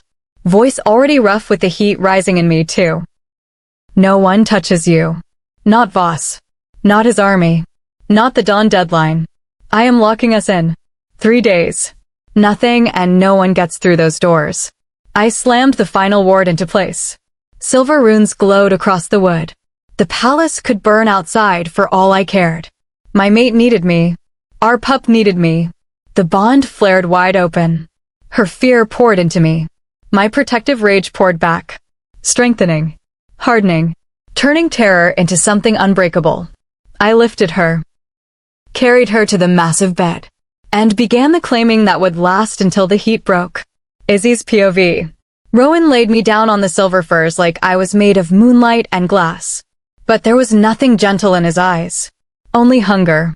Only the alpha who had watched his mate almost burn on a broadcast and refused to lose one more thing. He stripped me slowly, reverently, then tore his own clothes away. His cock was already hard, thick, not swelling at the base. The sight made my thighs fresh and slick. "Look at me," he commanded. Voice low. Possessive. "Feel me." He pushed my thighs wide and drove inside in one powerful thrust. The stretch was perfect agony. I cried out, back arching. The bond exploded with sensation. His love. His rage. His absolute refusal to let Voss win. Each thrust slammed deep. Claiming. Healing. Reminding me I was his queen. His warrior. The mother of his heir. He knotted me fast, swelling thick and locking us together while he flooded me with heat. I shattered around him, claws raking his back. His name is a sob on my lips. But he did not stop. He rolled us, so I straddled him. Still knotted. Still full. "Ride me," he growled, hands gripping my hips, guiding me. "Take what you need. Take everything." I did. I rode him hard. The bond pouring every stroke back and forth until pleasure blurred into something sacred. He sat up, mouth latching onto my breast, sucking hard while his hand pressed over my belly, protecting, worshipping. The pup spark glowed brighter between us, drawing strength from our union. We came again, and again. Hours blurred into the first full day. Rowan took me against the window, my palms pressed to cold glass while he pounded into me from behind. The palace lights blurred below. Somewhere out there, Voss waited. But in here, there was only us. Only the wet slap of skin. Only his growls against my neck. Only the knot locked us together while he whispered every vow. "You will never burn," he snarled. Teeth scraped the mating mark. "You will never be taken. I will kill every wolf who tries. I will burn the tundra itself before I let him touch you or our child." I shattered again, the bond tightening. Threads of silver were weaving so close they felt unbreakable. Rowan's POV. On the second day, the heat burned even hotter. Izzy was insatiable, beautiful, lethal in her need. I gave her everything. I took her on the floor in front of the hearth, slow and deep while the firelight danced across her skin. I took her to the bathing pool, water sloshing over the edges as I held her against the stone and drove into her until she screamed my name. Every orgasm strengthened the bond. I felt it. The golden threads are turning to pure silver, near unbreakable. The pup spark pulsed in time with our hearts. Safe, protected, growing stronger because we refused to break. Between rounds, I held her. Whispered plans for after the war. Names for the child. The life we would build once Voss was ash. She cried against my chest. Not from fear. From the overwhelming love that refused to let terror win. But the bond also carried whispers. Tiny cracks of dread I tried to hide from her. Voss was moving faster than we expected. The twins were still alive for now. Their suffering leaked through captured channels in small, broken sounds. Every time I heard them, my rage flared hotter. I pushed it down, poured it into Izzy instead, turned fear into claiming, turned rage into pleasure. On the third night, the heat finally crested. I had her on her back again, legs over my shoulders, driving so deep my knot swelled instantly, locking us together for what felt like the final time. Her walls clamped around me, milking every pulse as I filled her again and again. "I love you," I rasped against her mouth. More than the throne. More than my life. More than anything the moon goddess could ever give me. She came with a broken sob. The bond detonated. Silver light so bright it filled the entire chamber. The threads between us fused into something near unbreakable. The pup spark flared like a new star. We collapsed together, breathing hard, bodies locked, hearts beating as one. For the first time in days, the fear felt distant. Izzy's POV. I lay draped across Rowan's chest. The heat finally eased into a warm glow. The bond felt different now. Stronger. Almost alive with its own power. As if the 3 days had forged something Voss could never break. Rowan's hand stroked slow circles over my belly. "We emerge tomorrow," he murmured. "We save the twins. We end this." I nodded, pressing a kiss to his chest. Together. Exhaustion pulled me under. The vision came in the quiet hours before dawn. The moon goddess appeared in silver light, eyes filled with galaxies and sorrow. She did not speak. She only showed me. Voss is standing in the palace courtyard. The twins were already dead at his feet. Their blood was pooling on the stone. My mother-in-law sat beside them. And me, on my knees. The silver dagger pressed to my belly while Rowan was forced to watch. Helpless. The goddess whispered one word. Tomorrow. I woke with a gasp. Rowan was already sitting up. Green eyes wild. The bond flooded with the same vision he had just seen. Outside the royal chambers, the palace bells began to ring. Not the call to arms. The alarm of breach. Voss had not waited for dawn. He had come tonight. And the bond screamed as the first explosion rocked the palace walls. Chapter 11. Izzy's POV. The palace bells screamed through the stone like a dying wolf. I was still tangled in the furs with Rowan when the first explosion rocked the outer walls. Dust rained from the ceiling. The bond exploded with alarm. Our 3 days of heat had forged something unbreakable between us, but the world outside had not waited. Rowan was already moving. He pulled me up against his chest. Claws sliding free. Green eyes burning with protective rage. Stay behind me. We burst from the royal chambers into chaos. Guards ran past us. Shouts echoed down the corridors. The scent of smoke and black mist filled the air. Voss had struck at night exactly as the goddess warned. Austin met us at the grand staircase. Blood streaked his face. It was a feint. A small force at the eastern gate. We drove them back, but the message was clear. He is testing our strength. Rowan's hand never left my waist. The bond pulsed with his fury. Then we stopped testing. His voice carried down the hall like thunder. Summon every alpha of the 8 packs. Now, they come to the silver throne tonight, or they declare themselves enemies. Rowan's POV. The great hall of the silver throne had never felt so heavy. All 8 packs answered the call. Their alphas and betas filled the long tables. Crimson and silver banners hung above us, but the air reeked of doubt, of fear, of the promises Voss had whispered through every captured channel. Land. Power. A new order where the old silver bloodline would finally fall. I stood at the head of the table beside the empty throne. Izzy is at my side. Her hand rested lightly on her belly. The pup spark glowed steadily through the bond. Stronger after our 3 days locked together. But I felt every flicker of her fear. Every tremor. She tried to hide from the room. Alpha Spesso of Pakhim spoke first. Voice smooth, but eyes shifting. The false king offers us territory. Rich hunting grounds taken from the weak. Why bleed for a throne that already wavers? Murmurs rippled through the hall. Several alphas nodded. Others looked away. The scent of wavering loyalty burned my nose like acid. I stepped forward. Power rolled off me in waves. Because Voss is not a king, he is a corpse that refuses to stay buried. He threatens my mate, my child, every wolf who stands with me. Pledge now or leave this hall as traitors. Half the room rose in loyalty. The other half hesitated, eyes darting, hands twitching toward weapons. The bond screamed with my rage. I wanted to tear the table in half, drag every wavering alpha outside and force their submission. Then Izzy moved. Izzy's POV. The room smelled of doubt and old blood. I felt every pair of eyes on me. They turned human. The queen who was never supposed to exist. Voss had called me a whore on every channel, offered land and power to any pack that delivered my head. And now these alphas wavered, ready to trade their honor for empty promises. My wolf rose. Not in fear. In fury. I stepped in front of Rowan. The bond flared wide open so he could feel everything I was about to say. My hand rested on my belly. The pup spark pulsed in time with my heartbeat. I was human once. My voice carried through the hall. Clear. Steady. Omega calm threading through every word like silver moonlight. I was lost. Terrified.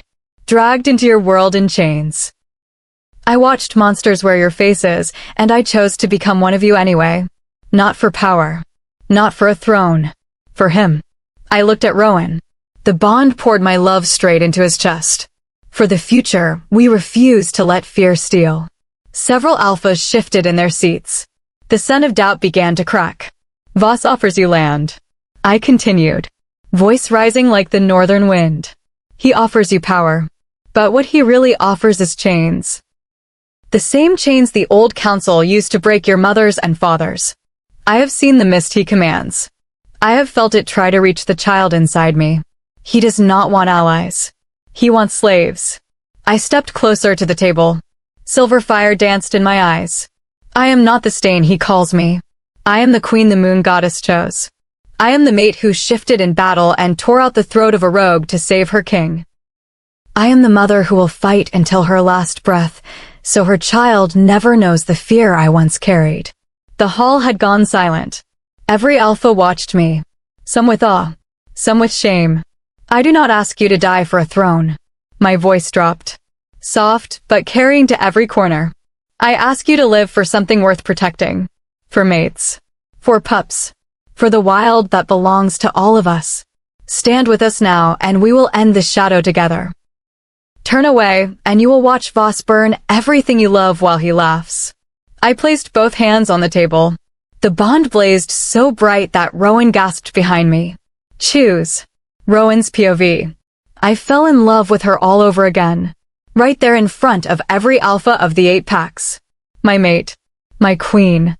Standing in silver fire and moonlight with our child growing inside her and turning doubt into steel with nothing but her voice. The bond sang. Threads of gold and silver are fusing tighter than ever before. Pride crushed through me so hard my knees nearly buckled. This was the woman who had once been lost in the woods. Now she commanded rooms full of alphas without raising a claw.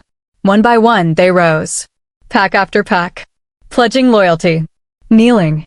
The sun of doubt burned away. Replaced by determination. By the old fire of the silver bloodline. Even Alpha Spesso bowed for the true queen. The hall erupted in howls of unity. I pulled Izzy against me. Forehead pressed to hers. The bond pouring every ounce of love I had. You are everything, I whispered against her lips. I would follow you into fire. Into war. Into whatever comes next. She smiled. Small. Fierce. Beautiful. Then the great doors slammed open. A single guard staggered in. Blood was pouring from a wound in his throat. He collapsed at the foot of the throne. A black raven perched on his back. Eyes glowing red. The bird opened its beak, and Voss's voice rolled through the hall like thunder. Well done, little queen. You have united them. The raven exploded into black mist. Every window in the great hall shattered at once. Hundreds of black wolves poured through the broken glass. Wearing Voss's cracked crown sigil. Their eyes burned the same blood red as the mist. And in the center of the invasion, walking through the shattered glass without a single cut, stood Malachi Voss himself. He looked straight at Izzy, straight at the hand she still held over her belly, and smiled. Time to choose again, he said, voice calm, ancient, deadly. Surrender now, or watch every wolf who just pledged to you die screaming. The bond erupted with my roar, but the black wolves were already leaping toward the table, straight to my mate. Chapter 12. Rowan's POV. The bond surged with fierce protectiveness the instant the black wolves charged toward Izzy. My mate. My queen. Carrying our child. I shifted in mid-leap, power blazing through me in a flash of silver light. Moonlight-colored fur covered my body as I met the first attacker head-on. Pain flared along my side, but it meant nothing next to the wave of fear I felt through the bond from Izzy. Rowan. Her voice reached me through the chaos, but I could not turn back. Not yet. The great hall descended into battle within moments. Tables crashed to the floor. Alphas who had just sworn their loyalty now fought beside me. The strange black mist carried a sharp, unnatural scent, like decay hidden beneath snow. The enemy wolves moved with unnatural speed, their eyes glowing an eerie red. I fought through the front line, driving back one attacker after another. Another dark wolf broke toward Izzy near the throne. I spun and slammed into it with all my strength, driving it away from her. Through our bond, I felt her strength. Her hands rested protectively over her belly, her wolf rising with silver fire in her eyes. She was incredible. And she was in danger. Voss stood in the middle of the fighting, watching with a cold smile. His gaze lingered too long on Izzy and the curve of her stomach. Such fire in a turned queen, he called out, his voice rising above the noise. It will make this victory all the sweeter. Rage burned through me. I roared, the sound shaking the broken windows. Ancient power rose from the silver bloodline as I charged straight at him. But Voss dissolved into black mist before I could reach him. He reappeared near a side door. This is only the beginning, he warned. The neutral packs will fall first. Then your queen and the child she carries. He vanished as more of his forces poured into the hall. We fought with everything we had. Time blurred until the final enemy wolf was defeated. The hall fell silent, heavy with the weight of battle. But the victory felt empty. I shifted back and pulled Izzy into my arms. She trembled against me, yet her grip on my shoulders was strong. Through the bond, I could still feel the steady spark of our child. Relief washed over me. But her fear remained sharp. Before I could speak, a messenger rushed in, breathing hard. My king. Queen. Voss has launched a full attack on Pack Frostvale. They remained neutral too long. Their outer walls have already been breached. They are calling for help. Izzy's head lifted. Her silver eyes met mine, filled with determination. I pressed my forehead to hers, breathing in her familiar scent. We go, I said. Now. All of us. Izzy's POV.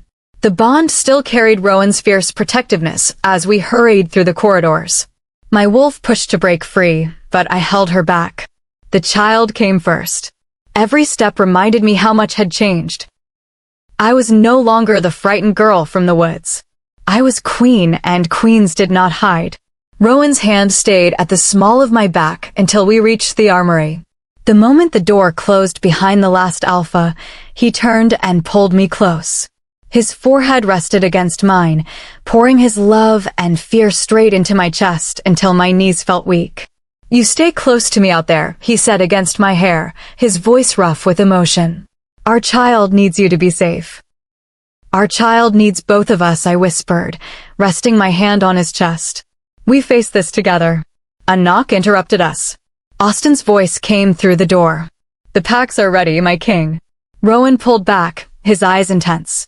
He placed one large hand gently over my belly. The small spark answered with a faint flutter. I would do anything to protect you both. Then we will make sure Voss regrets starting this war. Rowan's POV. The journey to Pack Frostvale passed in a rush of wind and pounding hooves. 8 packs rode with us, their loyalty newly sworn. Snow whipped across the plains, but the smell of smoke reached us long before we saw the walls. Frostvale was burning. Dark mist wrapped around the wooden defenses like chains. Wolves clashed in the courtyard below. Some had already begun turning against each other under the enemy's influence. The sounds of fighting filled the night air. Izzy rode beside me, one hand resting protectively over her cloak. The bond thrummed with her courage and her worry. She was everything to me. I would not let any harm come to her or our child. We charged through the outer gate like a silver wave. I shifted as we entered the courtyard. My roar echoed across the burning buildings. Our allied alphas poured in behind me, engaging the enemy forces. The strange black mist hung thick in the air. The enemy seemed endless. Every wolf we defeated dissolved into mist only to reappear elsewhere. Voss himself was not present, yet his dark power touched everything. I caught sight of Izzy on the battlements. She stood defending a group of frightened wolves with a silver blade. A dark wolf suddenly lunged toward her throat. My heart seized. Izzy's POV. The dark wolf's glowing red eyes locked onto mine. Its jaws opened wide as mist trailed from its fangs. Time seemed to slow. My hand flew to my belly. The child's spark flared in response, bright and alive. Something deep inside me awakened. Not just my wolf. Something greater. The royal bond that connected me to Rowan suddenly stretched outward like threads of silver light. I felt every wolf on the battlefield. The Frostvale fighters are caught between sides. Even some of the corrupted wolves are beneath the dark mist. I did not hesitate. Break free, I commanded, my voice carrying a power I had never felt before. Turn. The words rang with quiet strength. The bond blazed through me like white fire. Dozens of wolves froze mid-motion. Their heads turned toward me. The red glow in their eyes flickered, then changed to silver. They turned on their former allies. Gasps spread across the field. Someone shouted in disbelief. She is turned, not born of the old blood. Rowan's head snapped toward me through the chaos. A wave of awe flooded the bond so strongly that it nearly took my breath away. Izzy. For one moment, the tide of battle turned in our favor. The dark mist recoiled as if in pain. Then, sharp pains suddenly pierced my belly. The new threads I had reached out with pulled back too hard. The child's spark flickered weakly. Once. Twice. A fragile light that sent cold fear through me. I gasped, my knees buckling on the stone battlement. Black mist crept up the wall and wrapped around my ankles like icy hands. Through the connection I had opened, Voss's voice slid into my mind, cold and mocking. Well done, little queen. You wear the crown beautifully. But the child already carries my shadow. Come to me, or you will lose what you hold most dear. The bond screamed in warning. My vision blurred. I felt Rowan's roar more than I heard it as the world began to tilt. The mist tightened. The last thing I saw was Rowan's silver form leaping desperately toward me. Too far. Too late. As the child's spark faded to a whisper and darkness closed in. Chapter 13. Rowan's POV. My silver wolf form landed on the battlement. The dark mist was already wrapping around Izzy's legs like chains. Her knees weakened, and her body started to fall as the child's spark flickered in the bond. Fear, unlike anything I had ever known, filled me. I shifted back to human form and caught her just as the mist tried to pull her away. My arms wrapped securely around her waist. With focused strength, I poured every ounce of silver blood power I possessed into the royal bond and pushed the dark tendrils back. The mist retreated. Izzy leaned against my chest. Her breathing was shallow, and her skin felt too cold. Izzy, stay with me. I pressed my forehead to hers. The bond opened wide as I shared my strength with her. Our child. Fight for our child. The battle below was turning in our favor. Thanks to the command she had given, the lesser wolves had shifted the tide. But none of that mattered while she was weak in my arms. I lifted her carefully and moved from the battlement, landing safely in the snow. Alphas and warriors cleared a path as I carried her toward the central longhouse. Austin gave orders to secure the area. Inside the longhouse, I laid her on thick furs near the fire. Her silver eyes fluttered open, weak but still bright. The child's spark grew steadier when I placed both palms over her belly and shared more power through the mate bond. Relief washed over me. You scared me, little queen, I whispered, my voice rough. She gave me a small, fierce smile. Told you I was not hiding anymore. Izzy's POV. The discomfort in my belly slowly eased as Rowan's warmth filled me. The new power I had discovered still hummed under my skin like gentle silver light. Commanding the lesser wolves had taken more than I expected, but it had saved many lives tonight. I could still feel the echoes of the mines I had reached. Rowan stayed close by my side. His strong frame was tense with leftover concern and deep fear. I reached up and touched his face, making him meet my eyes. I am all right. Our child is all right for now. Before he could reply, the doors opened. Austin brought in a captured enemy wolf. The male was injured, but his eyes still showed faint red. He spoke as he was helped to the floor. Voss sends a message to the false king, the prisoner said. He says it is time you knew the truth about your bloodline, Rowan Silverblood. Rowan stood slowly. Power surrounded him. Speak. The prisoner continued. Malachi Voss carries Silverblood blood. Faint but real. He is your half-brother. Born from your father's secret connection with a northern companion before the Great War ever began. The true firstborn. The rightful heir. You are the one who took his place on the throne. Silence fell over the longhouse. I felt the exact moment the words struck Rowan. The bond cracked with shock, then denial, then painful doubt that made my heart ache. Rowan's POV. Half-brother. The words echoed in my mind like a heavy blow. My father, the great king who had taught me honor and the importance of the silver bloodline, had kept this secret. He had created Voss. The same enemy is now threatening everything I love. I stood over the prisoner. Prove it. The man opened his fist. A small silver medallion covered in dried blood fell to the floor. The moment it touched the stone, I felt it. A twisted echo of my own bloodline power pulsed from the artifact. It was real. My legs nearly gave out. All my life, I had carried the weight of the throne, believing it was mine by right. Now the enemy is trying to destroy my family, who share my blood. I stepped back, shaken. Austin quickly removed the prisoner, but the damage was done. Whispers spread among the alphas. Doubt filled the air. Izzy suddenly stood in front of me. Her hands gently cupped my face, forcing me to look at her.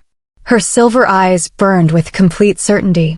Listen to me, Rowan, she said, her voice steady and strong. He may share blood with you, but he does not share your soul. Our bond is not built on blood alone. It is forged by the moon goddess herself. I choose you. Every single day I choose you. Nothing he says can break that. Her words flowed through the bond like warm moonlight.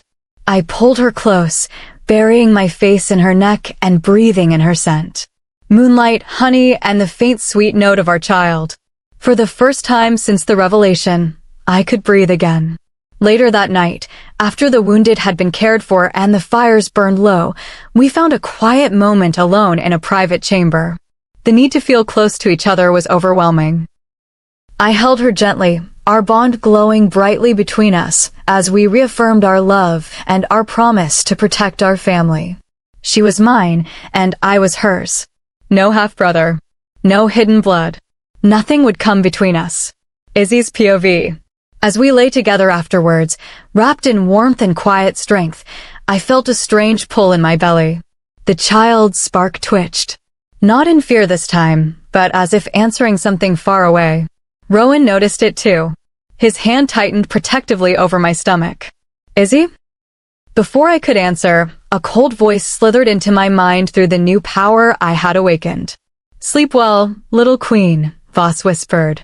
Tell my dear brother I look forward to our family reunion. And tell him to enjoy his time with the child while he still can. Blood always calls to blood in the end. The child's spark suddenly flared with an unnatural red light before growing dangerously weak. Pain shot through me. I gasped and clutched my belly as the bond between Rowan and me strained against an outside force. Rowan roared in fury, but it was already too late. The darkness was reaching for our child from within. Chapter 14. Izzy's POV. Discomfort surged through my belly as the darkness reached deeper into the child's spark. It felt wrong, as if something unseen was pulling at it from inside. I cried out and held tightly to Rowan. The bond strained under the invisible force. Voss's blood calling to blood. Rowan's roar filled the chamber. His protective strength flooded through our connection as he poured every ounce of silver blood power into shielding our child.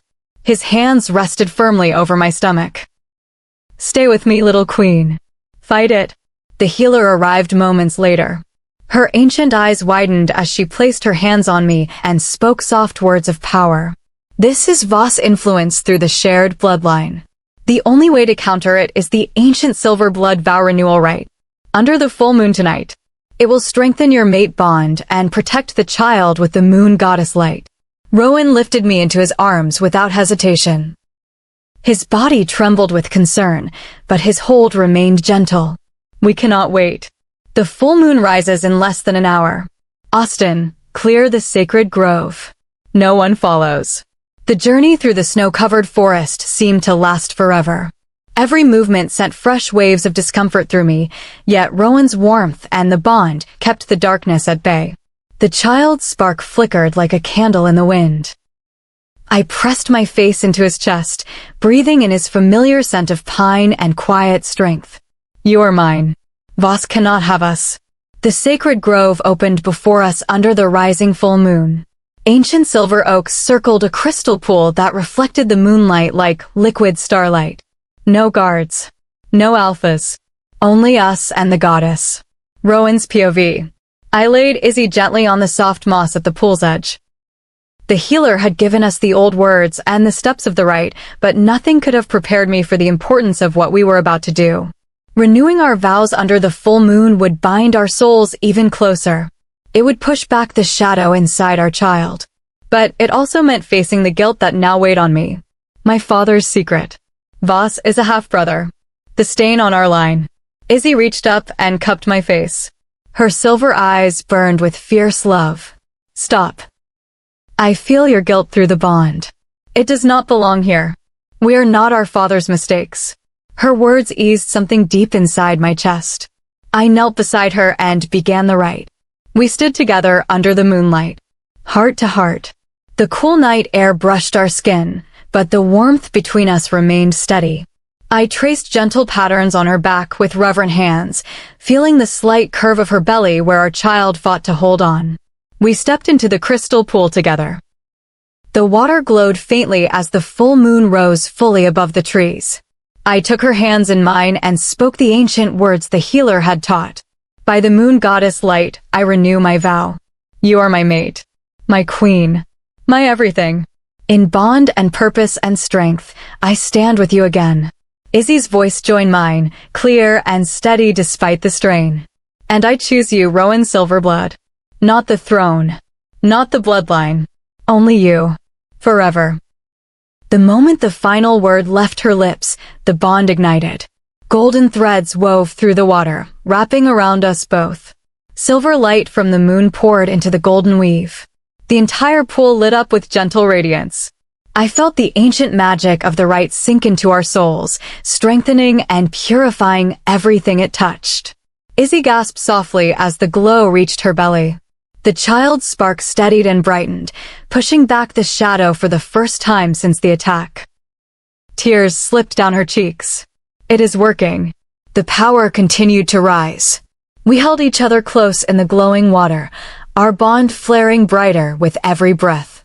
Every shared heartbeat sent sparks of silver and gold dancing across our skin. When the light reached its peak, the bond exploded into pure radiance. Our souls are locked together in perfect harmony. The glow blazed so bright it lit the entire grove. We stayed wrapped in each other's arms for long moments, breathing together as the light settled into our skin, leaving faint luminous threads visible beneath the surface. The child's spark now burned steadily and strongly. Protected. Loved. Izzy's POV. The warmth of the ritual still surrounded us as Rowan carried me from the pool and laid me on the moss. The bond felt different now. Deeper. More alive. The luminous threads wove between us like visible proof of the moon goddess blessing. For the first time since the darkness had touched me, I felt truly safe. Rowan curled around me, his strong frame shielding mine from the night air. His hand rested protectively over my belly, feeling the steady spark. We did it, he whispered, his voice full of emotion. Voss cannot reach our child through that blood anymore. I turned in his arms and kissed him softly. You and me against everything. Half-brother or not. Traitor blood or not. Our bond is stronger. A soft wind stirred the silver oaks. The luminous threads on our skin pulsed once in answer. Peace settled over the grove. For one perfect moment, the war, the doubt, and the fear all faded. Only us. Only love. Only the future we would fight for. Then the glow on my belly flickered. A single thread of crimson wove through the golden light. Thin. Almost invisible. But there. The child's spark shuddered once. The darkness had not been destroyed. It had only been driven deeper, hiding inside the new magic we had just woven. Rowan's head snapped up. His eyes widened in horror as he felt it through the bond at the same moment I did. The crimson thread pulsed again, stronger this time, and Voss' voice slithered into both our minds like oil on water. Beautiful, right, brother? But blood always finds a way home.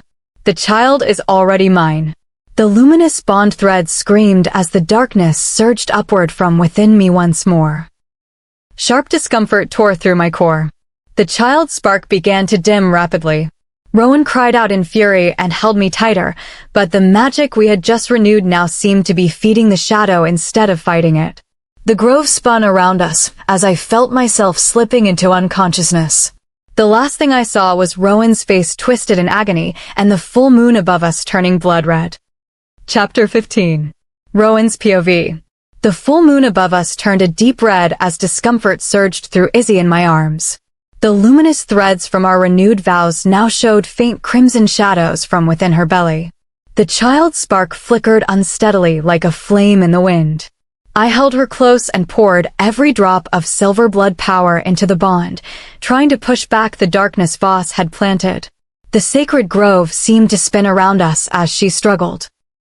The healer appeared from the trees, her face pale in the red light. The rite had an unexpected effect, my king. The shadow used the new magic to hide deeper. She needs rest and constant bond shielding. But there is more difficult news. Before I could ask, a scout rushed into the grove, breathing hard. My king. Voss forces have grown rapidly overnight. Dark mist wolves are everywhere. And Austin, your uncle. He was captured in a raid on our eastern scouts. They took him alive. Concern surged through me. Austin. The wolf who had been like a father to me. Captured by my own half-brother. The hidden bloodline is affecting us again. I lifted Izzy gently and carried her back toward Frostvale. Her breathing steadied slightly under my constant power flow, but the bond was strained and the child's spark too faint. All night, I sat beside her in the longhouse, sharing my strength while scouts brought increasingly difficult reports. By dawn, Voss' army numbered in the thousands. Neutral packs were falling or joining him out of fear. The dark mist rolled across the plains like a living tide. And Austin was somewhere in the heart of it. Izzy's POV. I woke to the scent of smoke and pine and Rowan's deep concern pulsing through the bond. My belly still felt heavy, but the royal power inside me hummed stronger than before. The rite had not destroyed the shadow completely. It had only driven it deeper. Yet it had also unlocked something new. I could feel every lesser wolf within miles now, their minds brushing against mine like threads waiting to be called. Rowan sat at the edge of the firs, his shoulders tense. His green eyes looked haunted. The news about Austin hit me through the bond like a heavyweight. His uncle, the one who had stood by us from the beginning, captured. I pushed myself up, ignoring the dizziness. Rowan, we are going after him. And I am coming with you. His head snapped up. The bond flooded with protective urgency. No, absolutely not. You carry our child. The darkness is still inside you. I will not risk you or our child. I stood on shaky legs and stepped closer. Silver fire rose in my eyes. I am not fragile anymore. Yesterday I commanded wolves, even Voss controlled. The moon goddess chose me for this. Austin is family. Your family. Our family. And Voss is using him to draw you out alone. I refuse to stay behind while my mate walks into danger. I choose to fight beside you. Trust that I am strong enough. He stared at me for a long moment. Guilt over his bloodline, fear for our child, and love so deep it finally broke through his resistance. His hands gently framed my face. You are the strongest wolf I have ever known. All right, you come. But you stay within my reach every second. If the child weakens even slightly, we turn back. No arguments. Relief and pride filled me. I pulled him down into a deep kiss that carried all our fear and determination. We had only minutes before the team assembled, but we used them to strengthen our bond through quiet closeness and shared power. When we parted, his forehead rested on mine, and the child's spark steadied slightly, drawing strength from our connection. Rowan's POV. The rescue team rode out at dusk. 50 of our strongest alphas rode with us. Izzy stayed close beside me, her cloak hiding the curve of our child, but her silver eyes burned with determination. The new glowing threads from the rite pulsed faintly beneath our skin, visible only to each other. The bond sang with her courage and my worry. Every mile closer to the shadowed valley where Voss camped felt like stepping deeper into danger. Scouts confirmed the worst. Thousands of black mist wolves with glowing red eyes filled the valley. The air felt thick with unease. We left the horses at the tree lean and shifted. My silver wolf form moved silently through the snow. Izzy shifted beside me, her wolf sleek and powerful. We moved like shadows through the outer patrols. We found Austin chained in the center of the enemy camp. His eyes met mine across the distance, full of warning. But before we could act, the black mist parted. Voss stepped forward, tall and commanding. That cold smile never left his face. He looked straight at Izzy and placed a hand over his own stomach, as if mocking the life she carried. "Welcome, brother," he called, his voice carried on the wind. "Come to save dear Uncle Austin? How touching. But I think it is time we had a real family talk." Izzy froze beside me. The child's spark suddenly flared with unnatural red light again. Discomfort shot through the bond from her side. Her wolf form staggered. Through the royal power she had awakened, Voss' voice slid straight into both our minds. "The child hears me now, little queen. And it is learning whose blood truly runs in its veins." Izzy collapsed in the snow, shifting back to human form. The entire enemy camp turned toward us. Black wolves howled in triumph. And the last thing I saw before the trap closed was Austin looking toward us with eyes that now glowed the same faint crimson as Voss himself. Chapter 16. Rowan's POV. The trap closed the moment Austin's eyes glowed with that faint crimson light. My uncle, the wolf who had stood beside me for years, now looked at us with a smile that did not belong to him. Betrayal struck hard through the bond. Izzy collapsed in the snow, shifting back to human form as the child's spark flared with an unnatural red glow. I roared and charged forward. Silver fur covered me as I shifted mid-leap. I pushed back the nearest dark wolves with all my strength. The bond rang with Izzy's discomfort and my fierce determination. I would not lose her, Austin, or our child. Allies poured in behind me, joining the fight. The air grew thick with dark mist. Voss laughed from the center, his voice echoing like thunder. "Come, brother. Join the family." I fought my way to Austin. With focused power, I broke the chains holding him. Austin staggered to his feet, eyes still glowing, but he gripped my shoulder. "Rowan, it is a trap. Run." Too late. The ground shook. From the tundra beyond the camp, a second force rose. Thousands more dark mist wolves appeared from hiding. Their numbers grew rapidly. Voss had planned this perfectly. Izzy's POV. Discomfort surged through my belly as the child's spark fought the red pole. I pushed to my feet, silver fire rising in my eyes. The new royal power awakened inside me. I reached out through the bond and called to the wolves around us. "Break free. Fight with us." Dozens of the corrupted wolves paused, then turned to help our side. The battle grew intense. Howls filled the night. I ran to Rowan and Austin. Rowan shifted back long enough to pull me close. His hand rested protectively over my belly, sharing his strength. "We have to go. Now." We fought our way clear. Strength, determination, and silver light guided us. Austin stayed beside us, but his eyes kept flickering between crimson and normal. Doubt grew inside me. Had he truly been captured, or was he part of the plan? We broke through the outer line, but the second force closed in. The tundra stretched wide and cold. Snow whipped around us as we ran for the trees. Horses waited, but the dark wolves were too close. Rowan's POV. We mounted and rode hard. Izzy held tight to me, her body steady despite everything. The bond pulsed with her courage and my protective resolve. Behind us, the hidden army howled. Thousands upon thousands. Voss' voice echoed in our minds. "You cannot run forever. The child is mine by blood." We reached the forest edge when a large dark wolf leapt from the shadows toward Izzy. I turned quickly and drove it back, but more followed. The path narrowed. Then Austin cried out. His body shook. Dark mist surrounded him. He looked at me with deep regret. "Forgive me, nephew. The blood is too strong." He shifted and lunged toward us with glowing eyes. The second army crashed into the trees behind him. The child's spark inside Izzy suddenly weakened completely. Her cry cut through the bond as darkness swallowed the last of the moonlight. Chapter 17. Rowan's POV. Austen's betrayal struck deeper than any wound. My uncle's wolf form lunged toward Izzy with those glowing crimson eyes. I intercepted him instantly. Our bodies collided in the snow in a fierce struggle.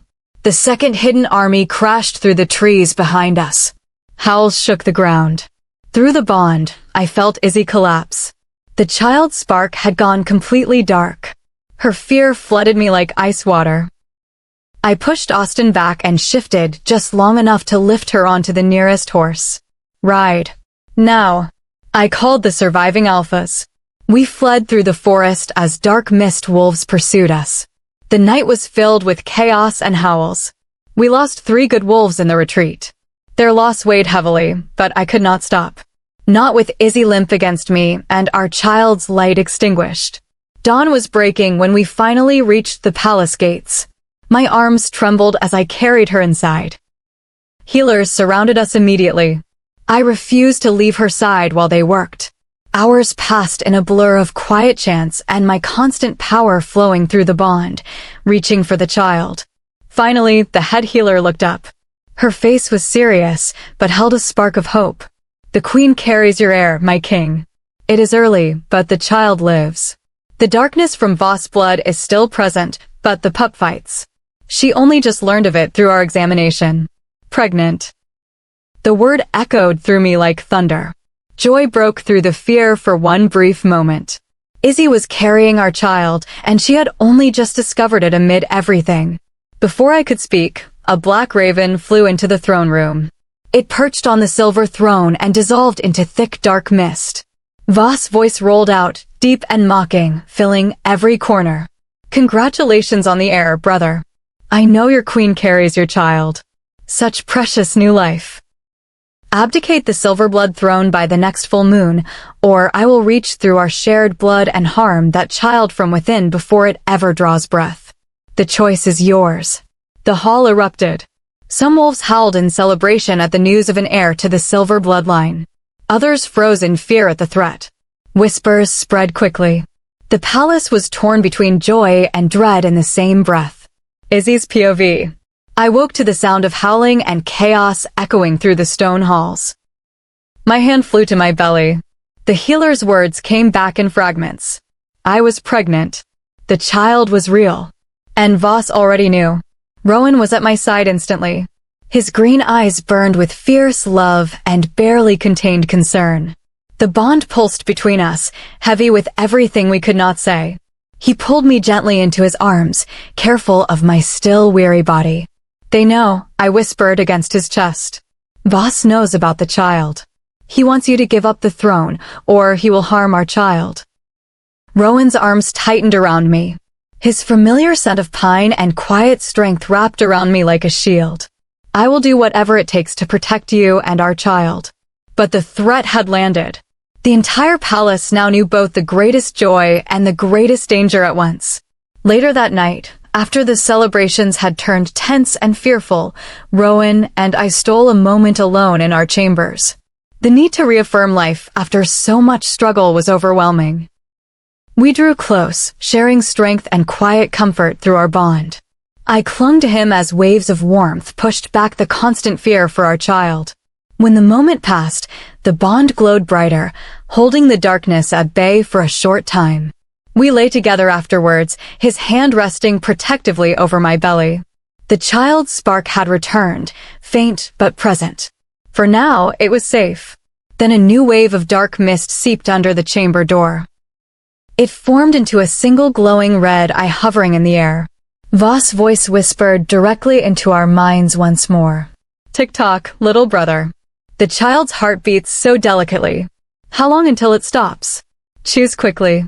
The eye pulsed once and vanished. At the same moment, sharp discomfort lanced through my belly. The child's spark flickered violently as if something was pressing against it. I gasped and clutched Rowan's arm as the strain grew. Rowan cried out in fury, but the darkness was already inside. Chapter 18. Rowan's POV. The sight of Izzy in distress sent my wolf into a spiral of fierce protectiveness. The darkness pressing against our child's spark was Voss doing. My half-brother. The traitor who dared threaten my mate and child. My body trembled with the force of it. The bond screamed with protective fury, so raw it drowned out everything else. Izzy, my queen, suffering because of him. A deep growl tore from my throat, shaking the chamber. I turned toward the door, ready to face Voss alone. No plan. No army. Just the need to protect what was mine. Izzy's POV. Rowan's control was slipping. I felt it through the bond. His mind was being consumed by pure instinct. Protective concern burned so intensely it threatened to overwhelm him. He was about to rush into danger, leaving me behind. I pushed through the discomfort in my belly and reached for him. My hands gently framed his face, forcing him to look at me. Rowan, listen to me. The bond opened wide as I poured my love and calm into him. Come back to me. I need you. Our child needs you. Not the beast. The man. I reached up with trembling fingers and touched his face. The bond glowed brighter as I sent memories through it. Our first night. The mating ceremony. The moonlit vows. Slowly, the wild light in his eyes softened. He returned to himself. Chest rising and falling.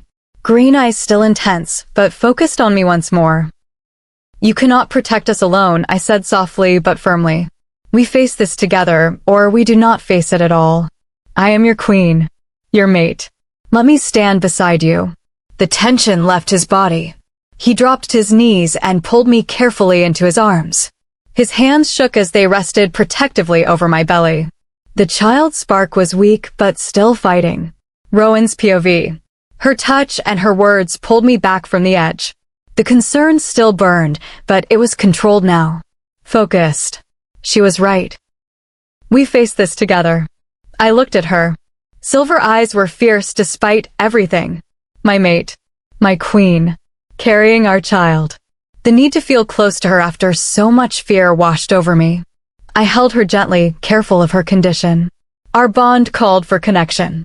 We drew together in a moment of deep warmth, reaffirming our promises through quiet strength and shared comfort. She held on to me as waves of love and determination flowed between us. Rowan. Together. Always. We stayed wrapped in each other's arms for long moments. The bond glowed golden between us. The child's spark steadied for the first time since the strain had begun. We lay together afterwards, breathing as one. My hand rested protectively over her belly. Together then. Always together. Izzy's POV. The warmth of our connection wrapped around us like a shield. For one precious moment, the fear receded. Rowan's strength, his scent, and his steady heartbeat against me reminded me why we would prevail. The moon goddess had chosen us. Our bond was stronger than traitor blood. Stronger than Voss shadows. Rowan kissed my forehead, his voice rough with emotion. I will never lose you. Never lose our child. We face him side by side. I smiled against his chest. That is my king. Then the entire palace shook. Black mist exploded through the windows. Hundreds of crimson eyes appeared in the darkness outside. A low growl echoed from the courtyard as a massive shadow beast formed from the mist. Austin stood on its back, eyes glowing bright red, leading the charge. Voss' voice laughed through the walls straight into our minds. The time for games is over. The child's blood calls me home. The child's spark suddenly flared with violent red light, and fresh discomfort tore through me. I'm still shaking. Fam chapter 17 to 18 is the emotional wrecking ball I didn't see coming. Austin, Rowan's own uncle and beta, betrays them with glowing crimson eyes. The pup's spark goes dark. Izzy discovers she's pregnant in the middle of a battlefield retreat, and Voss immediately knows and starts threatening the baby through their shared blood. Then the palace itself gets besieged by shadow beasts while Izzy has to drag Rowan back from pure alpha rage mode with nothing but love and memories. The stakes just went from save the throne to save the unborn heir from inside the bloodline. I felt that fear in my bones. This is the major turning point because everything shifts from external war to internal terror. Voss's motivation is crystal clear now. He's not just after power, he wants to corrupt the next generation using the same traitor blood that runs in Rowan's veins. The internal conflict for our hero? Rowan's instinct is to lock Izzy away and charge alone, but Izzy forces him to see her as an equal warrior queen. That moment she frames his face and floods the bond with their first night, the mating ceremony, the vows. Chef Esquisse. It's pivotal because it cements the theme. Their bond is the only weapon Voss can't touch. Lesson: resilience isn't about never falling. It's about choosing to stand together when the fall looks inevitable. Rowan almost lost himself to rage. Izzy pulled him back by refusing to be protected from the fight. Real-life takeaway. In your darkest moments, the strongest move isn't to push your loved ones behind you. It's to lock arms and face the storm side by side. Chapter 19. Rowan's POV. The palace shook as dark mist spread through the windows. Hundreds of crimson eyes appeared in the darkness outside. Austin stood atop a massive shadow beast, leading the charge. His eyes burned bright red. Voss' voice echoed through the walls straight into our minds. The time for games is over. The child's blood calls me home. Izzy's cry of distress tore through the bond as fresh discomfort surged through her. The child's spark flared with violent crimson light. My protective instincts ignited, but this time I held them steady. We fight together. Her words from moments ago anchored me. I pulled her close and poured every ounce of silver blood power into shielding our child. The mist recoiled slightly, but the shadow beast roared and crashed against the outer walls. Alphas rushed in from every corridor. Howls rose as loyal wolves poured onto the battlements. We drove the first wave back, but the attack was only a test. Austin vanished into the mist with a final mocking howl. The palace fell silent once more, yet the air remained heavy with unease and the promise of greater conflict. By morning, the first loyal packs began to arrive. Banners of every color streamed across the plains. Heems, Frostvale, the Southern Wilds. All 8 packs plus hundreds more who had heard the call. The Silver Palace swelled with wolves ready to stand for their queen and the unborn heir. The scent of determination mixed with quiet fear. The bond hummed with their collective strength, but doubt lingered. Voss' army grew larger by the hour. Whispers spread about the shared blood in my veins and the shadow inside our child. Izzy's POV. I stood on the grand balcony overlooking the courtyard. My belly still felt heavy from the night's events, but I refused to hide. The child's spark had steadied, thanks again to Rowan's constant power flowing through the bond. I was queen now. Not the lost girl from the woods anymore. The packs needed to see me strong. I organized everything. Supplies were stacked in the Great Hall. Healers were assigned to every wing. Young pups and elders were moved to the safest inner chambers. My voice carried across the assembled wolves, clear and steady. We fight for more than a throne. We fight for our mates, our children, the wild that belongs to all of us. The moon goddess chose this path. We will not falter. Morale lifted as I walked among them. I touched shoulders and offered words of strength. The new royal power inside me let me feel their hearts, their fears, and their loyalty. It was tiring, yet it filled me with purpose. Rowan watched from the shadows, his green eyes burning with pride and fierce protectiveness. The bond pulsed with his love every time our gazes met. But I had a secret. In the quiet hours before dawn, the moon goddess had begun sending visions. While Rowan met with the alphas, I slipped away to a hidden alcove in the sacred grove inside the palace walls. There, under a single beam of moonlight, the visions came. Flashes of the future. Voss' army stretches across the tundra like a dark tide. A hidden weakness in his mind. A silver thread that could sever the blood call inside my child. Each vision left me drained yet stronger. I practiced reaching for them alone, training my mind to hold the images longer, to see more clearly. No one knew. Not even Rowan. Not yet. This power was mine to master first. Rowan's POV. The gathering packs brought hope but also tension. Alphas argued in the war room about strategy. Some still eyed me with doubt because of the shared blood with Voss. I felt every flicker through the bond. My protective instincts urged me to shield Izzy from it all, yet she stood taller than any of them. Organizing. Inspiring. My queen. My mate. At night, we stole quiet moments together. The need to reconnect after the attack was overwhelming. We drew close in our chambers, sharing strength and reaffirming our bond through deep connection and quiet promises. She held on to me as waves of warmth and love flowed between us. Rowan. Together. Always. We lay together afterwards, breathing as one. My hand rested protectively over her belly. Together then. Always together.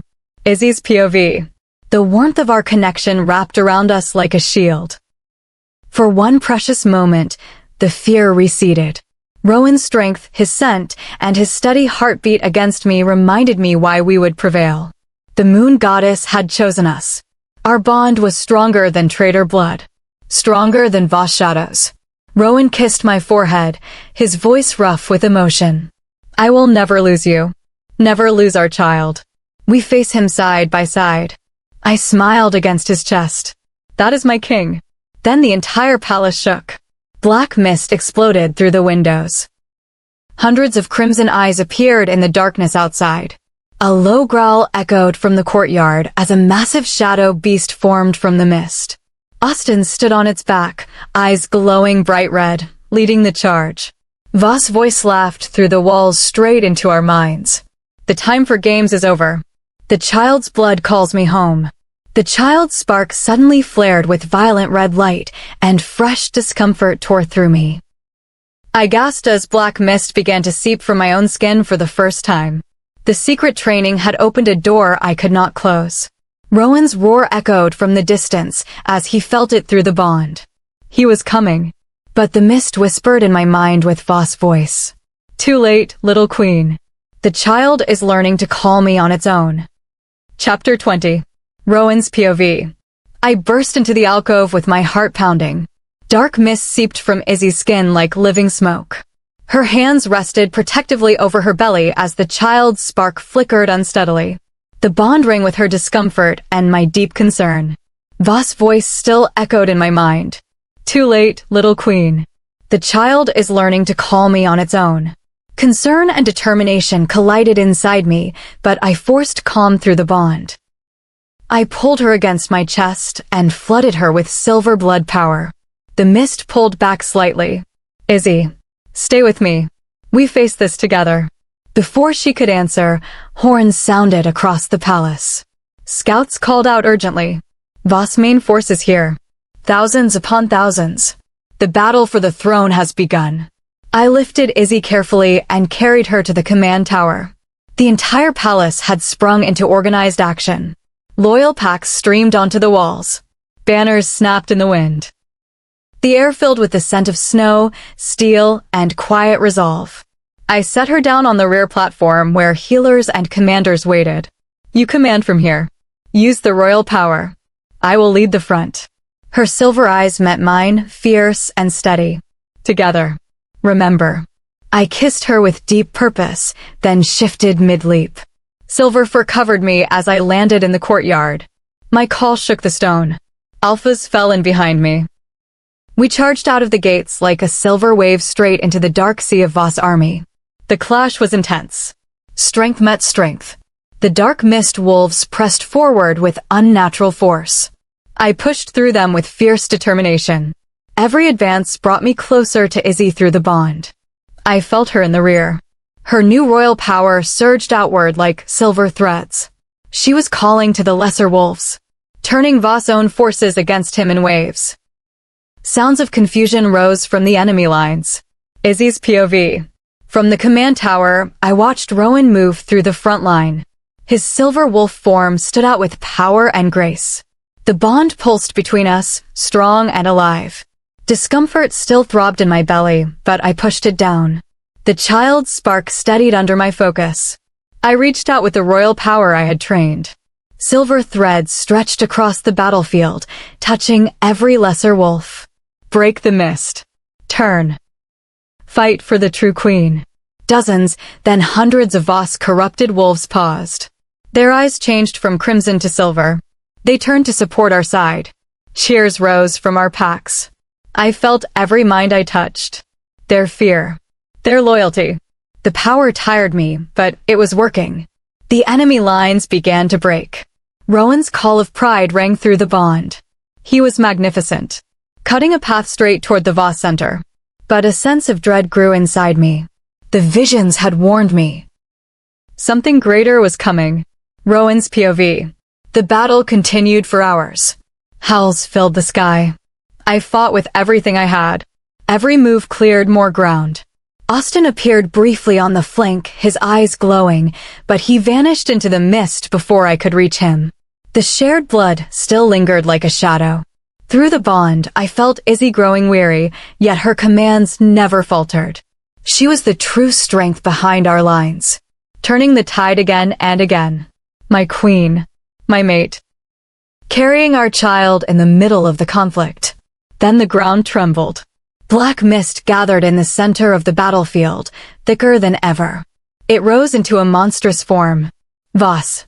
But not the man I knew. A towering figure of shadow and strength. Twice the size of any wolf. A cracked crown fused to its form. Crimson eyes blazing. Wings of pure mist spread wide. His voice boomed across the field. Come, brother. Face the true silver-blood heir. The monstrous Voss charged. Every step shook the earth. Dark mist wolves surged behind him, stronger than before. My wolves hesitated. The bond strained as I felt the child's spark flicker harder in response to his presence. Izzy's POV. I gasped as the monstrous form of Voss appeared. The visions had not prepared me for this. His power pressed against my royal threads, trying to seize control of the wolves I commanded. Discomfort surged through my belly. The child. The blood call was strengthening. Still, I poured everything into the bond. Rowan, I am with you. Command me. Use our power together. Rowan leapt straight at the monster. Silver light met dark mist in a surge that lit the battlefield. Strength clashed with shadow. Roars echoed across the field. Our combined power through the bond pushed back the darkness for a moment. The lesser wolves under my control howled in unity. For one shining heartbeat, victory felt close. Then Voss' monstrous form opened its jaws. A wave of crimson mist surged straight toward the command tower, straight toward me. The child's spark cried out inside me as the blood call answered. My knees weakened. The silver threads snapped one by one. Rowan's desperate call cut through the chaos as he saw it coming. Too far. Too late. The mist struck the tower. Stone cracked. Wolves scattered. And the last thing I felt was the child's spark plunging into darkness as Voss' laughter rolled over the battlefield like thunder. Chapter 21. Rowan's POV. The mist struck the tower. Stone cracked. Wolves scattered. And the last thing I felt was the child's spark plunging into darkness as Voss' laughter rolled over the battlefield like thunder. My silver wolf form froze mid-charge. The bond went silent for one terrifying heartbeat. Izzy. Our child.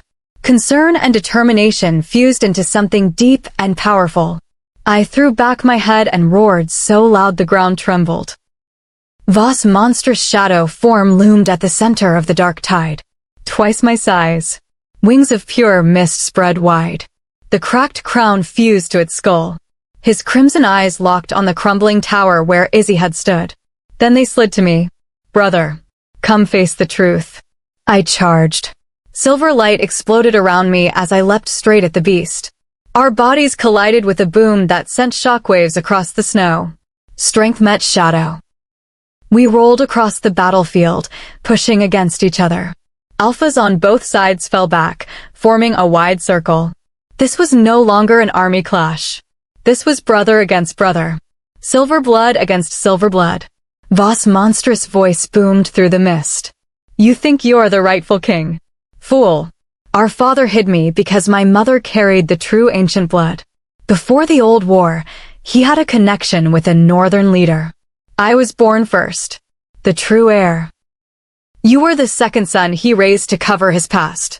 I pushed back against his misty shoulder. The struggle sent dark mist spraying outward. Lies. I snarled through the bond. You are a shadow that refuses to fade. He laughed and slammed me into the ground. The impact shook me deeply. Revelations poured out with every clash. The old war. Our father started it to erase me. He sent forces to hide the connection. He tried to remove my mother. I survived in the shadows. I built my own army from the broken. The mist is my birthright. The power you call corruption is the true Silverblood legacy. Join me. Abdicate. Or watch your mate and that child suffer. The words hit hard. Doubt flickered through me. The bond with Izzy remained dark and silent. Was any of it true? My father. The king I had looked up to. A keeper of secrets. Guilt and resolve warred inside me. I used it. I surged upward and pushed against Voss' throat. We thrashed. The battlefield faded. Only us. Two brothers forged in the same complicated past. Izzy's POV. Discomfort consumed me. The tower platform had given way under the mist blast. I lay half buried in rubble. My belly throbbed as the child's spark fought the darkness. Dark tendrils coiled inside me, trying to dim the light completely. The royal power I had trained with the moon goddess vision surged in response. I could feel the battlefield through it. Every wolf. Every heartbeat. And at the center, Rowan and Voss locked in single combat. Rowan. I reached through the bond, desperate and weak. I am here. Fight. But the connection was fraying. Voss' monstrous form was too strong. His revelations about the old war echoed across the field. I felt Rowan hesitate for a split second. The doubt. The guilt. It was weighing on him. I pushed to my feet. Healers tried to pull me back, but I shook them off. The packs watched. The kingdom watched. This was my choice again. Just like in the Great Hall when I had turned doubt to strength. But this time the stakes were higher. Save my mate. Save the kingdom. Or lose everything. The visions flashed in my mind. The silver thread inside me. The one that could sever the blood call forever. But using it fully would cost me. My energy. Maybe the child's. Maybe Rowan's. The moon goddess whispered in the back of my thoughts. The choice is yours, little queen. Sacrifice or fall. I stepped to the edge of the broken tower. Silver fire blazed in my eyes. I opened the royal bond wide. Threads shot across the battlefield, wrapping around Rowan.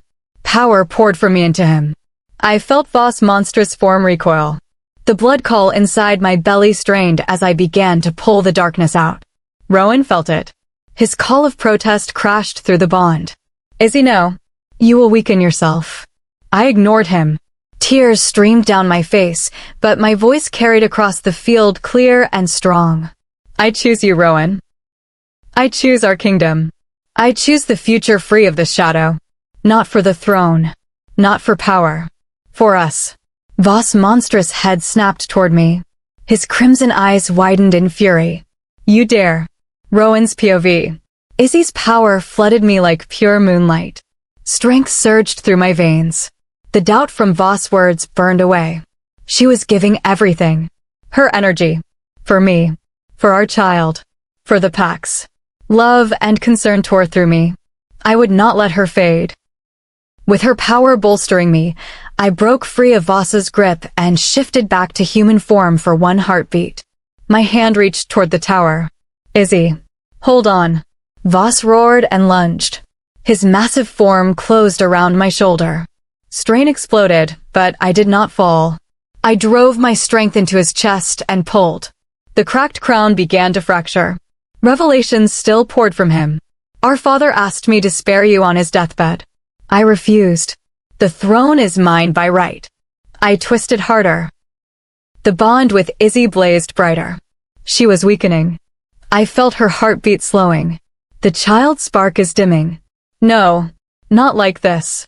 Then Izzy's voice cut through everything. A final command carried on royal power. Sever the blood. Now. The silver thread inside her snapped. Darkness exploded out of her in a wave of dark mist. It slammed into Voss' monstrous form. He cried out. Real strain this time. The blood call broke.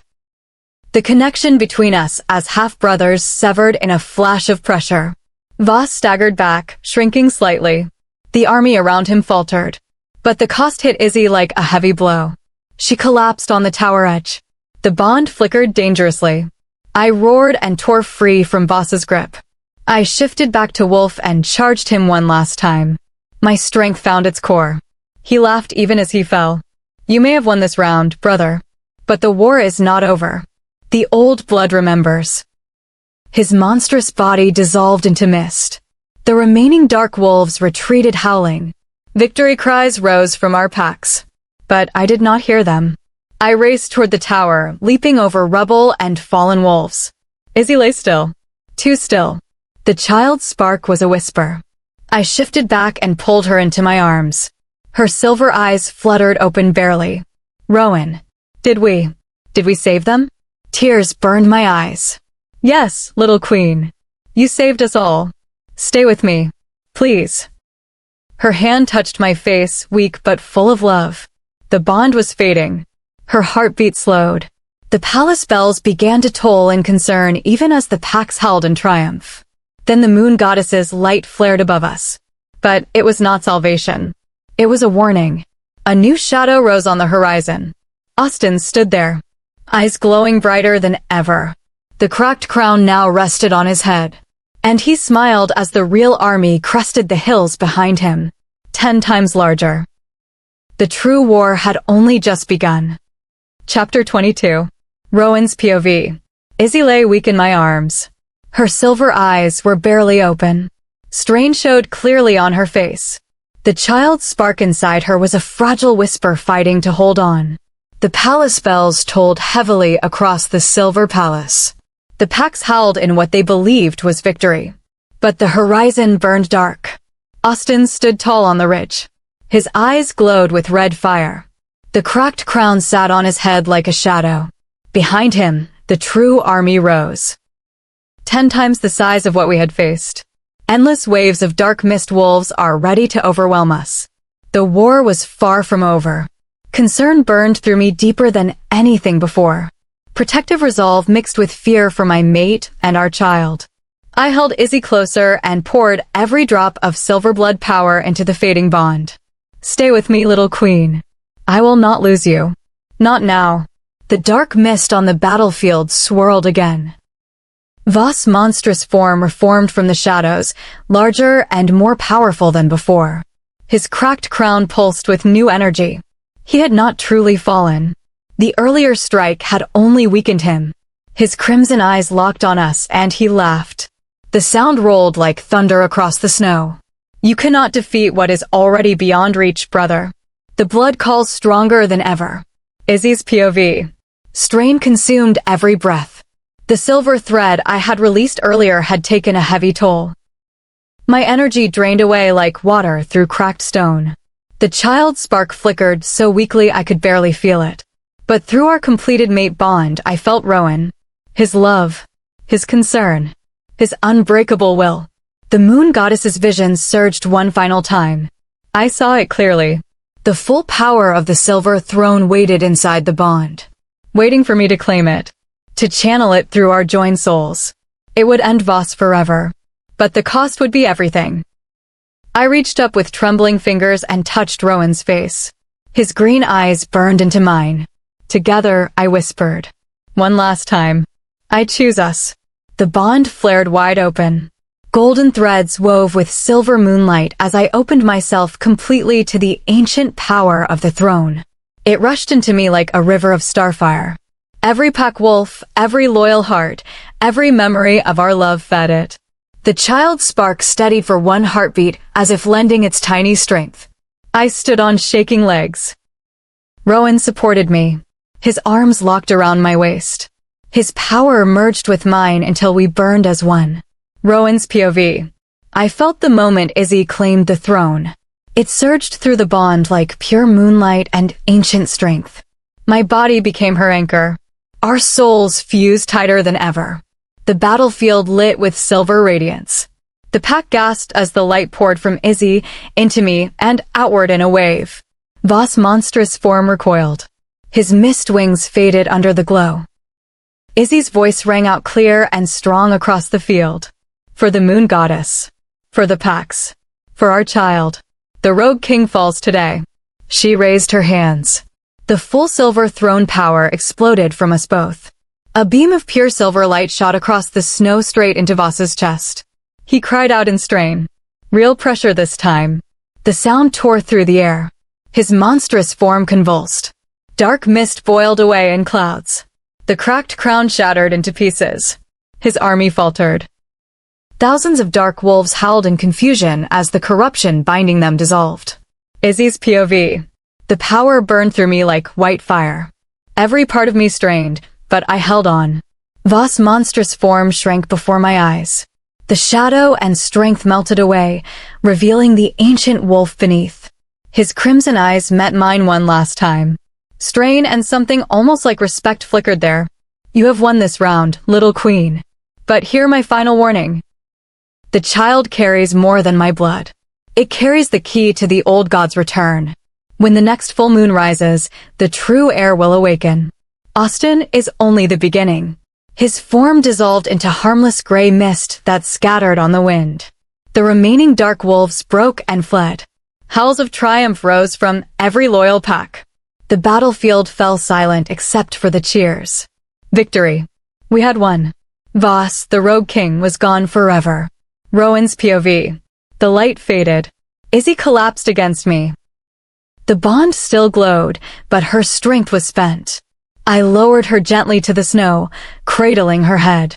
Tears burned my eyes as I pressed my forehead to hers. You did it, little queen. You saved us all. Our child. The kingdom. Everything. Her silver eyes fluttered. A weak smile touched her lips. Together. Always. The child's spark steadied stronger now, free of the shadow. Relief washed over me so hard my hands shook. I kissed her softly, pouring every ounce of love through the bond. The packs surged forward, chanting her name. Queen Izzy, the savior of the silver bloodline. But as the cheers rose, a cold wind swept across the ridge. Austin still stood there untouched by the victory light. The shattered pieces of the cracked crown had reformed around his neck like a collar of shadow. His eyes glowed brighter than ever. He raised one hand, and the ground trembled. A new mist rose from the earth, darker and thicker than anything Voss had wielded. Austin's voice carried on the wind, calm and deadly. Thank you for removing my father, little nephew. The old gods thank you too. The child is mine now. The child's spark inside Izzy suddenly flared with unnatural golden light. Not crimson this time. Something older. Something far more dangerous. Izzy gasped in my arms. Her hand flew to her belly. Rowan. It is calling to him. The new army behind Austin roared as one. Not dark wolves this time. Twisted forms born of ancient gods. The true war had awakened. And our unborn child was the key. Chapter 23. Rowan's POV. The palace halls rang with howls of celebration as the loyal packs filled every corner. The defeat of Voss had brought a wave of relief and joy that swept through the silver palace like fresh moonlight. Banners fluttered from every tower. Fires blazed in the courtyards. Wolves from all 8 packs and beyond embraced one another in tearful reunions. Old friends thought lost in the long war found each other again. The scent of roasted meat and pine smoke mixed with the rich musk of relieved wolves. For the first time in months, laughter echoed louder than fear. I carried Izzy through the great hall. Her body still trembled from the sacrifice she had made, but her silver eyes shone with quiet strength. The bond pulsed between us, warm and alive. The child's spark beat steadily inside her, now free of the shadow. Austin and his twisted army waited on the horizon, but tonight the kingdom needed to remember what we fought for. Hope. Family. The future. Izzy's POV. The throne room glowed under 1,000 candles. Every alpha and beta stood shoulder to shoulder. Their faces glowed with pride and wonder as Rowan led me to the dais. My hand rested lightly on the small swell of my belly. The time had come to share the news that had been whispered through the bond for days. I stepped forward and lifted my voice so it carried to every corner. Today, we celebrate not only the fall of the Rogue King. Today, we celebrate new life. I carry the heir to the silver blood throne. Our child will be born into a kingdom united and free. The hall erupted. Howls of pure joy shook the stone walls. Alphas threw back their heads and sang to the moon goddess. Tears streamed down faces that had known only war. Rowan turned to me, his green eyes burning with love so deep it stole my breath. He lifted the ancient crown of the Queen of the Wolves. Moonstone and silver gleamed in the firelight. With this crown, I name you Izzy, my mate and Queen of the Wolves. The true heart of our packs. The mother of our future. He placed the crown on my head. It settled warm and perfect. The bond flared bright golden threads, weaving with silver light. The entire room knelt as one. My knees nearly buckled from the wave of loyalty and love that crashed through the royal power. Rowan pulled me into his arms and kissed me deep and slow right there in front of every pack. The cheers rose louder. Rowan's POV. The celebration stretched long into the night. Stories were told around the fires. Lost brothers and sisters were welcomed home. I watched Izzy move among them, touching shoulders, offering words of strength. She was magnificent. My queen. My mate. Carrying our child. The bond sang with joy I had not felt since the first days of our bond. When the moon climbed high, we finally slipped away to our chambers. The need to be alone with her after everything we had survived was overwhelming. I closed the door and pulled her gently against me. We drew close, sharing strength and reaffirming our bond through quiet comfort and deep connection. She melted into me, her fingers threading through my hair. The child's spark glowed between us, happy and strong. Waves of warmth washed away every scar of battle. We stayed wrapped in each other's arms, breathing as one. Her crown still rested on her head, catching the moonlight. My queen. My everything. Izzy's POV. Afterwards, we lay tangled in the furs. Rowan's hand rested protectively over my belly. His scent of pine and quiet strength wrapped around me like the warmest blanket. The celebrations continued faintly outside, but here it was only us. The family we had chosen. The future we had won. Then the child's spark flared with that same unnatural golden light from the battlefield. It surged so bright it lit the room from within my skin. I gasped and clutched Rowan's arm. The bond trembled. A voice I knew too well slithered through the new power straight into our minds. Austin, thank you for clearing the path, little queen. The old gods are pleased. The child is mine now. And the true war begins at dawn. The golden light pulsed again, stronger. The child's spark twisted as if reaching toward the horizon where Austin's army waited. Discomfort lanced through my belly. The crown on my head suddenly burned cold against my skin. Rowan cried out in fury, but the voice only laughed as the first distant howls of the twisted army rose on the wind. Chapter 24. Rowan's POV. After the victory cheers and Austin's chilling warning, I knew we needed this. One last week of peace in the royal mating cabin before the true war began at dawn. I lifted Izzy into my arms despite her protests and carried her through the snow-veiled forest. The ancient trees closed around us like old friends.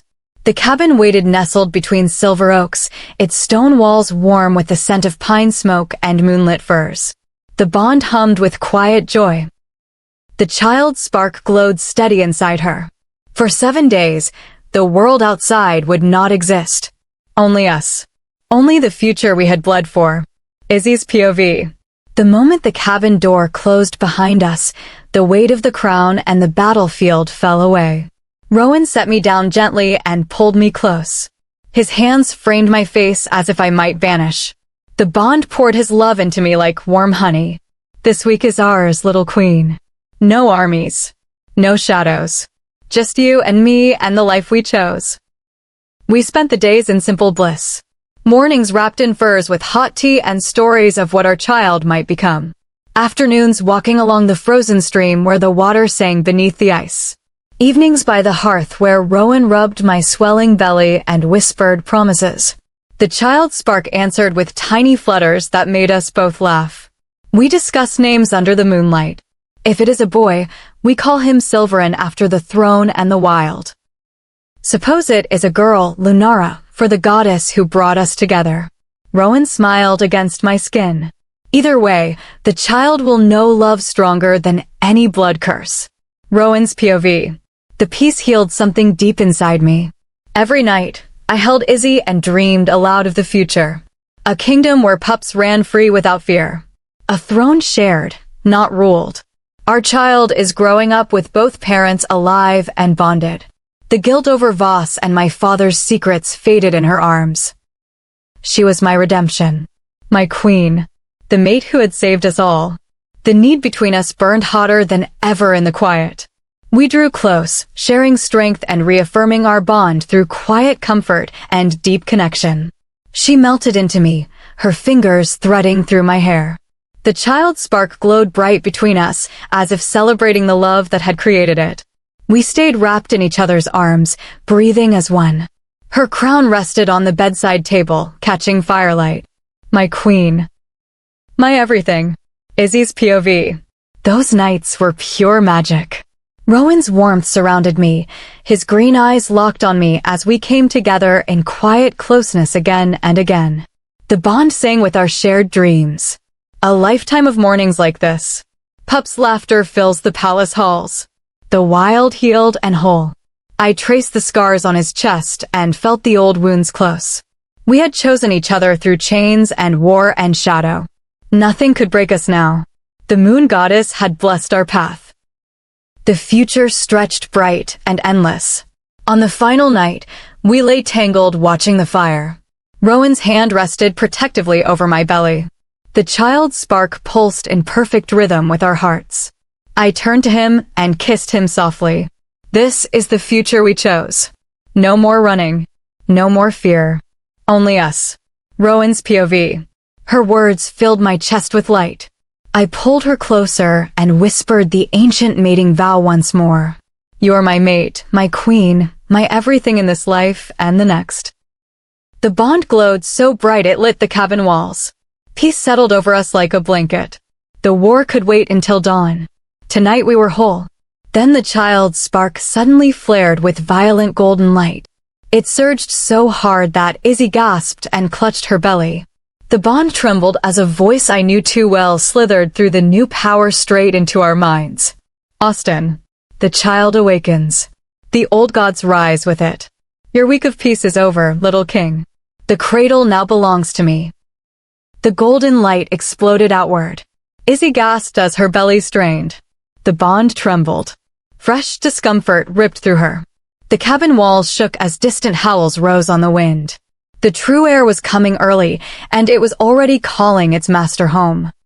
Chapter 25. Rowan's POV. The cabin walls shook as Izzy cried out in distress, and strain showed clearly on her face.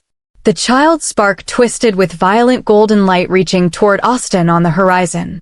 His voice still echoed in our minds. The child awakens. The old gods rise with it. Protective concern surged through me, but I held it steady. We faced this together. I poured every ounce of silver blood power into the bond, flooding her with strength. The golden light dimmed slightly and the child's movements eased. The moon goddess's light flared once through the windows, stabilizing the spark. It was not gone, only contained. For now, we returned to the palace that night under heavy guard. Healers worked through the dawn. The threat from Austin and the old god's army loomed, but the Pax needed hope. We decided the grandest coronation ball in history would stand as our answer. A declaration that love and the throne had won. The child was safe inside Izzy. The immediate crisis passed. Voss was gone. The kingdom would celebrate before the true war resumed. Weeks later, the palace gleamed like never before. Crystal chandeliers hung from every arch, silver banners fluttered in the evening breeze. Every pack alpha and their mates filled the grand ballroom. The scent of wild roses and fresh pine mingled with the warm musk of hundreds of wolves. Laughter and howls of joy rose under the open sky where stars glittered like diamonds. Izzy's POV. I stood on the balcony overlooking the ballroom in my coronation gown of moonlight silk. The crown rested warm on my head. My belly had grown round and strong. The child's spark pulsed steadily inside me. The visions had quieted. Austin had not struck yet. Tonight was ours. Rowan appeared at my side, his green eyes burning with pride and love. He took my hand and led me down the stairs into the crowd. The packs parted with bows and smiles. Their queen. Their savior. Their future. We danced under the stars on the open terrace. Rowan's arms wrapped around me, gentle and steady. His scent of pine and quiet strength wrapped me like a shield. The bond sang golden and silver as our bodies moved together. Every step was a memory. Every turn a promise. The child stirred softly between us as if dancing too. I looked up at my mate and whispered, "This is the life we chose. Safe. Secure. Legendary." Rowan's POV. Holding Izzy in my arms while we danced felt like the first true peace since the war began. Her silver eyes sparkled under the stars. The child's spark glowed through the bond, strong and healthy. The throne was secure. Voss's shadow was gone. Our love had become legend among the packs. Stories of the turned queen who defeated the rogue king were already being sung around every fire. I pulled her closer and kissed her deeply right there on the dance floor. Later, we would reaffirm our bond in our chambers. For now, the world watched us and cheered. Fireworks exploded overhead in bursts of silver and gold. The packs held in delight. Izzy laughed against my chest, her hand resting on her belly. The child is safe. The kingdom is ours. Then her body stiffened. She clutched her belly with a sharp gasp. Discomfort flashed through the bond, hot and sudden. I caught her as her knees buckled. "Izzy, what is it?" A single black raven landed on the balcony railing. Its eyes glowed faint crimson. Around its neck hung a sigil no one had ever seen before. A broken silver chain wrapped around a black moon. Not Voss mark. Something new. Something older. A second rogue king who had never been mentioned in any lore or vision. Izzy's eyes met mine wide with fear as another wave of discomfort tore through her. The bond trembled. The fireworks continued to light the sky, but the howls below turned to uneasy murmurs. The war is over, but the true heir has only just awakened. Chapter 26. Rowan's POV. The black raven from the coronation ball had vanished into the night, but its warning lingered in the bond like a shadow. Izzy clutched her belly through the discomfort that followed, and the healers confirmed it. Labor had begun early. The new sigil had triggered it. I carried her to the royal chambers, refusing to leave her side. Protective concern burned in my chest every time the child's spark flickered with that unnatural golden light. Voss was gone.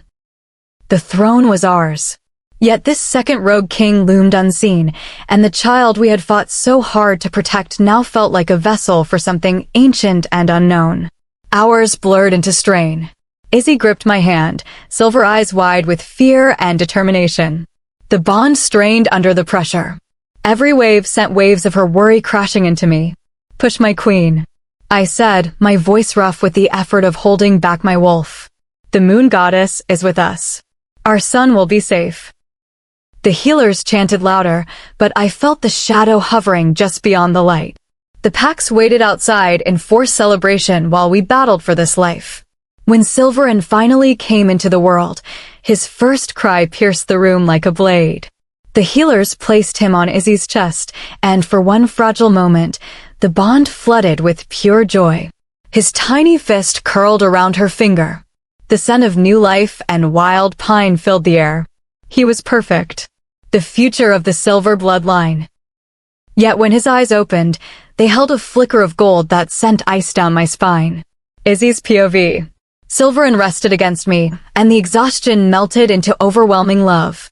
The strain of birth faded under the warmth of his small body. Rowan knelt beside us, his green eyes shining with tears. He did not hide. "Our son," I whispered. "We won. Voss is gone. The throne is secure. Our bond has never been stronger." The packs roared outside as the news spread. Howls of triumph shook the palace walls. I wanted to believe it. I needed to believe it. Yet every time the child's spark pulsed, I felt a pull toward the horizon where the broken chain sigil had appeared. The bond trembled with something unspoken. A dread I tried to bury under the joy. The grand presentation happened at midnight. I stood on the silver throne with Silverin in my arms, wrapped in royal furs. Rowan placed the final jewel in my crown, his fingers brushing my skin with gentle tenderness.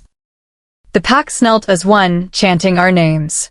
The bond blazed visibly to all, golden threads weaving with silver light. We had deepened it through every battle, every sacrifice, every moment of raw connection. It was eternal, unbreakable. The celebrations exploded into feasting and dancing. Family reunions filled the halls with laughter and tears. Lost wolves found their way home. The scent of victory and wild honey wine hung thick in the air. For hours, I moved among them smiling for the packs while my hand never left my son's back. The joy felt real yet fragile like moonlight on thin ice. Rowan's POV. Watching Izzy with our son filled my chest until it ached. She was radiant. Queen. Mate. Mother. The turned human who had become a legend. The immediate threat was defeated. Voss's shadow erased. The kingdom is secure. Later, when the feast wound down, I carried her and Silverin to our chambers. The cradle glowed softly under moonlight. We drew close, sharing strength and reaffirming our bond through quiet comfort and deep connection. She melted into me, her fingers threading through my hair. The child's spark glowed bright between us, as if celebrating the love that had created it. We stayed wrapped in each other's arms, breathing as one. Her crown rested on the bedside table, catching firelight. My queen. My everything. Izzy's POV. Lying tangled with Rowan afterwards felt like the happy ending we had bled for. His hand rested over my heart. The trauma of chains and war had healed in his arms. The guilt over bloodlines had faded. We had found family in each other and in the packs. Silverin stirred in his cradle, and I reached out, stroking his soft silver hair. He was the future. The silver bloodline reborn stronger than ever. The moon goddess had blessed us. Our love was legendary. The throne ours forever. Everything we had dreamed in the mating cabin had come true. Rowan pulled me closer, his voice rough with emotion. We did it, little queen. Together. Always together. The bond hummed with perfect peace as sleep finally claimed us. Then the cradle shook. Silverin's eyes snapped open, glowing with violent golden fire. A newborn should not smile. His tiny mouth opened, and an ancient, cold voice slithered straight into the bond. Hello, mother. Hello, father. The old gods thank you for bringing me home. The second rogue king rises tonight. The war is over, but the true heir has only just awakened. Epilogue. Rowan's POV. The ancient voice coming from our newborn son's mouth sent a chill through me. Hello, mother. Hello, father. The old gods thank you for bringing me home. The second rogue king rises tonight. The war is over, but the true heir has only just awakened. Silverin's tiny body lay in the cradle, yet his eyes glowed with unusual golden light. A newborn should not smile that way. Protective concern surged through me so strongly that my wolf rose close to the surface. I stepped forward, shielding Izzy with my body. The bond filled with my resolve. Whatever this was, it would not touch my mate or our child. Izzy gasped beside me, her hand resting on her chest. The scent of new life and pine still hung in the air, but now mixed with something unfamiliar. Rowan, she whispered in an unsteady voice. That is not our son speaking. Not truly. Before I could answer, the black raven returned. It landed on the windowsill, its feathers dark under the moonlight. The broken chain and black moon sigil burned around its neck brighter than before. The bird opened its beak, and a voice rolled out deep and eternal. Not Austen's. Not Voss. Something far older. The voice of the origins themselves. Fools. You thought Voss was the end. You thought the traitor bloodline was the greatest threat. The raven tilted its head, its eyes locking on Silverin. The silver throne was never yours alone. It was forged in the first war of the gods when the old ones were sealed beneath the earth. Your line took the power that was meant to free them. The child you call heir is the key. The vessel. The second rogue king is not Austen. He is the first god who walked as a wolf. He awakens now through the blood you carry. The true war begins at the next full moon. The packs will face new trials. The wild will be tested. And your son will open the gate. The words struck the bond like a heavy weight. I felt Izzy lean against me, her worry flowing through every thread. The child's spark no longer flickered with pure innocence. It pulsed with that same golden light matching the raven's eyes. Silverin smiled wider, his tiny fist unclenching to reveal a mark on his palm. A broken chain wrapped around a black moon. The same sigil. Izzy's POV. Worry filled me as the raven's revelation settled in my heart. The silver throne. The very seat of our power. It had never been a simple gift from the moon goddess. It had been taken from forces older than time itself. Forces that now reached through our sun. The bond between Rowan and me strained under the weight. I felt his protective strength like steady warmth in my chest, but beneath it was the same unease that gripped me. We had overcome Voss. We had celebrated victory. We had named our child and dreamed of peace. All of it was built on a hidden truth. I reached for Silverin despite the unease. My hands shook as I lifted him from the cradle. His small body was warm and perfect, yet the golden light in his eyes met mine. Mother. The voice whispered through the bond again, ancient and deep. You carried me through shadow and war. Now I will carry the old ones home. The raven called once and dissolved into dark mist that swirled around the room. Images flashed in my mind. Visions far deeper than any the moon goddess had shown me. Armies of shadow rising from the earth. The sacred oaks tested. Packs are facing new trials.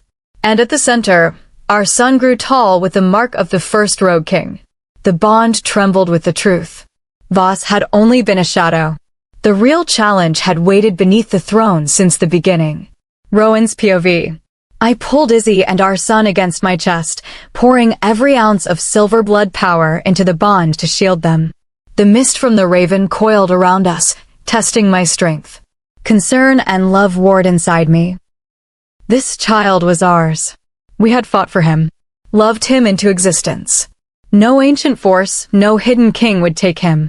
The bond flared brighter, golden threads weaving tighter than ever. I will stand beside you through whatever comes, I said against Izzy's hair. Our family, our throne, our future. The mist pulled back slightly, but the raven's voice lingered in the air like a distant echo.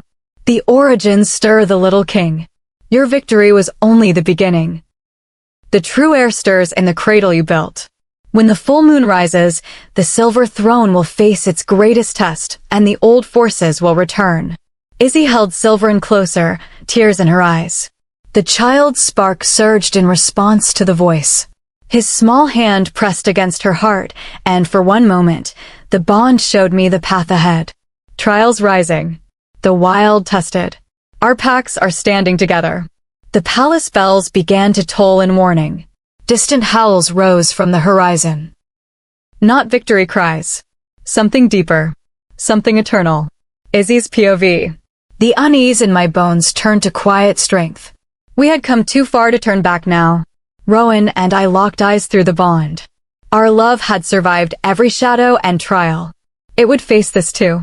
Yet as Silverin's golden eyes met mine, one final whisper carried on the bond from the depths of the throne itself. The second rogue king is already here. He has been waiting since the first howl of the first wolf. And he wears the face of your son. The room trembled. Golden light filled the space. The palace shook as the true origins stirred beneath the silver throne. Rowan held us close, but the challenge was already rising. The war we thought ended had only been the beginning. And our child was the key that would shape everything we had built. Phew, what a ride. We thought we were getting a tidy, happily ever after the coronation and the birth of little Silverin. Feasting, howls of triumph, the bond glowing golden for the whole realm. Then that final chapter twist hits like a silver blade. The baby opens his eyes, speaks in an ancient god voice, and reveals he's the vessel for the real rogue king. The first wolf god sealed beneath the throne centuries ago. Voss was just the warm-up. The war we thought ended? It was only the beginning. From chapter 1 to 27, the growth is chef's kiss perfection. Izzy went from a broken human girl clutching the sleigh in terror to a silver-furred Omega queen who rallies entire packs, births a literal legend, and stares down ancient gods without flinching. Rowan evolved from I will shield you at all costs to we fight as equals. Together, always together. The main conflict gets a satisfying, bloody resolution. But the author masterfully leaves the cosmic door cracked open. The silver throne wasn't a gift. It was stolen power from sealed old gods. And their son is the key. The bond doesn't break. It deepens through every trial. Proving love isn't the end of the story. It's the armor for whatever comes next. The ultimate moral lesson is the biggest takeaway this series screams at us. Victory is never the finish line. It's the starting point for the next test of who you've become. Izzy and Rowan didn't just survive. They became the kind of mates and parents who can face gods because their love was forged in fire, betrayal, and midnight promises. Life lesson for all of us. Protect your peace, cherish your bond, raise your heirs with courage, because the moment you think the war is over, the real gods might just wake up and smile. But if your love is strong enough, you'll meet them standing side by side, ready.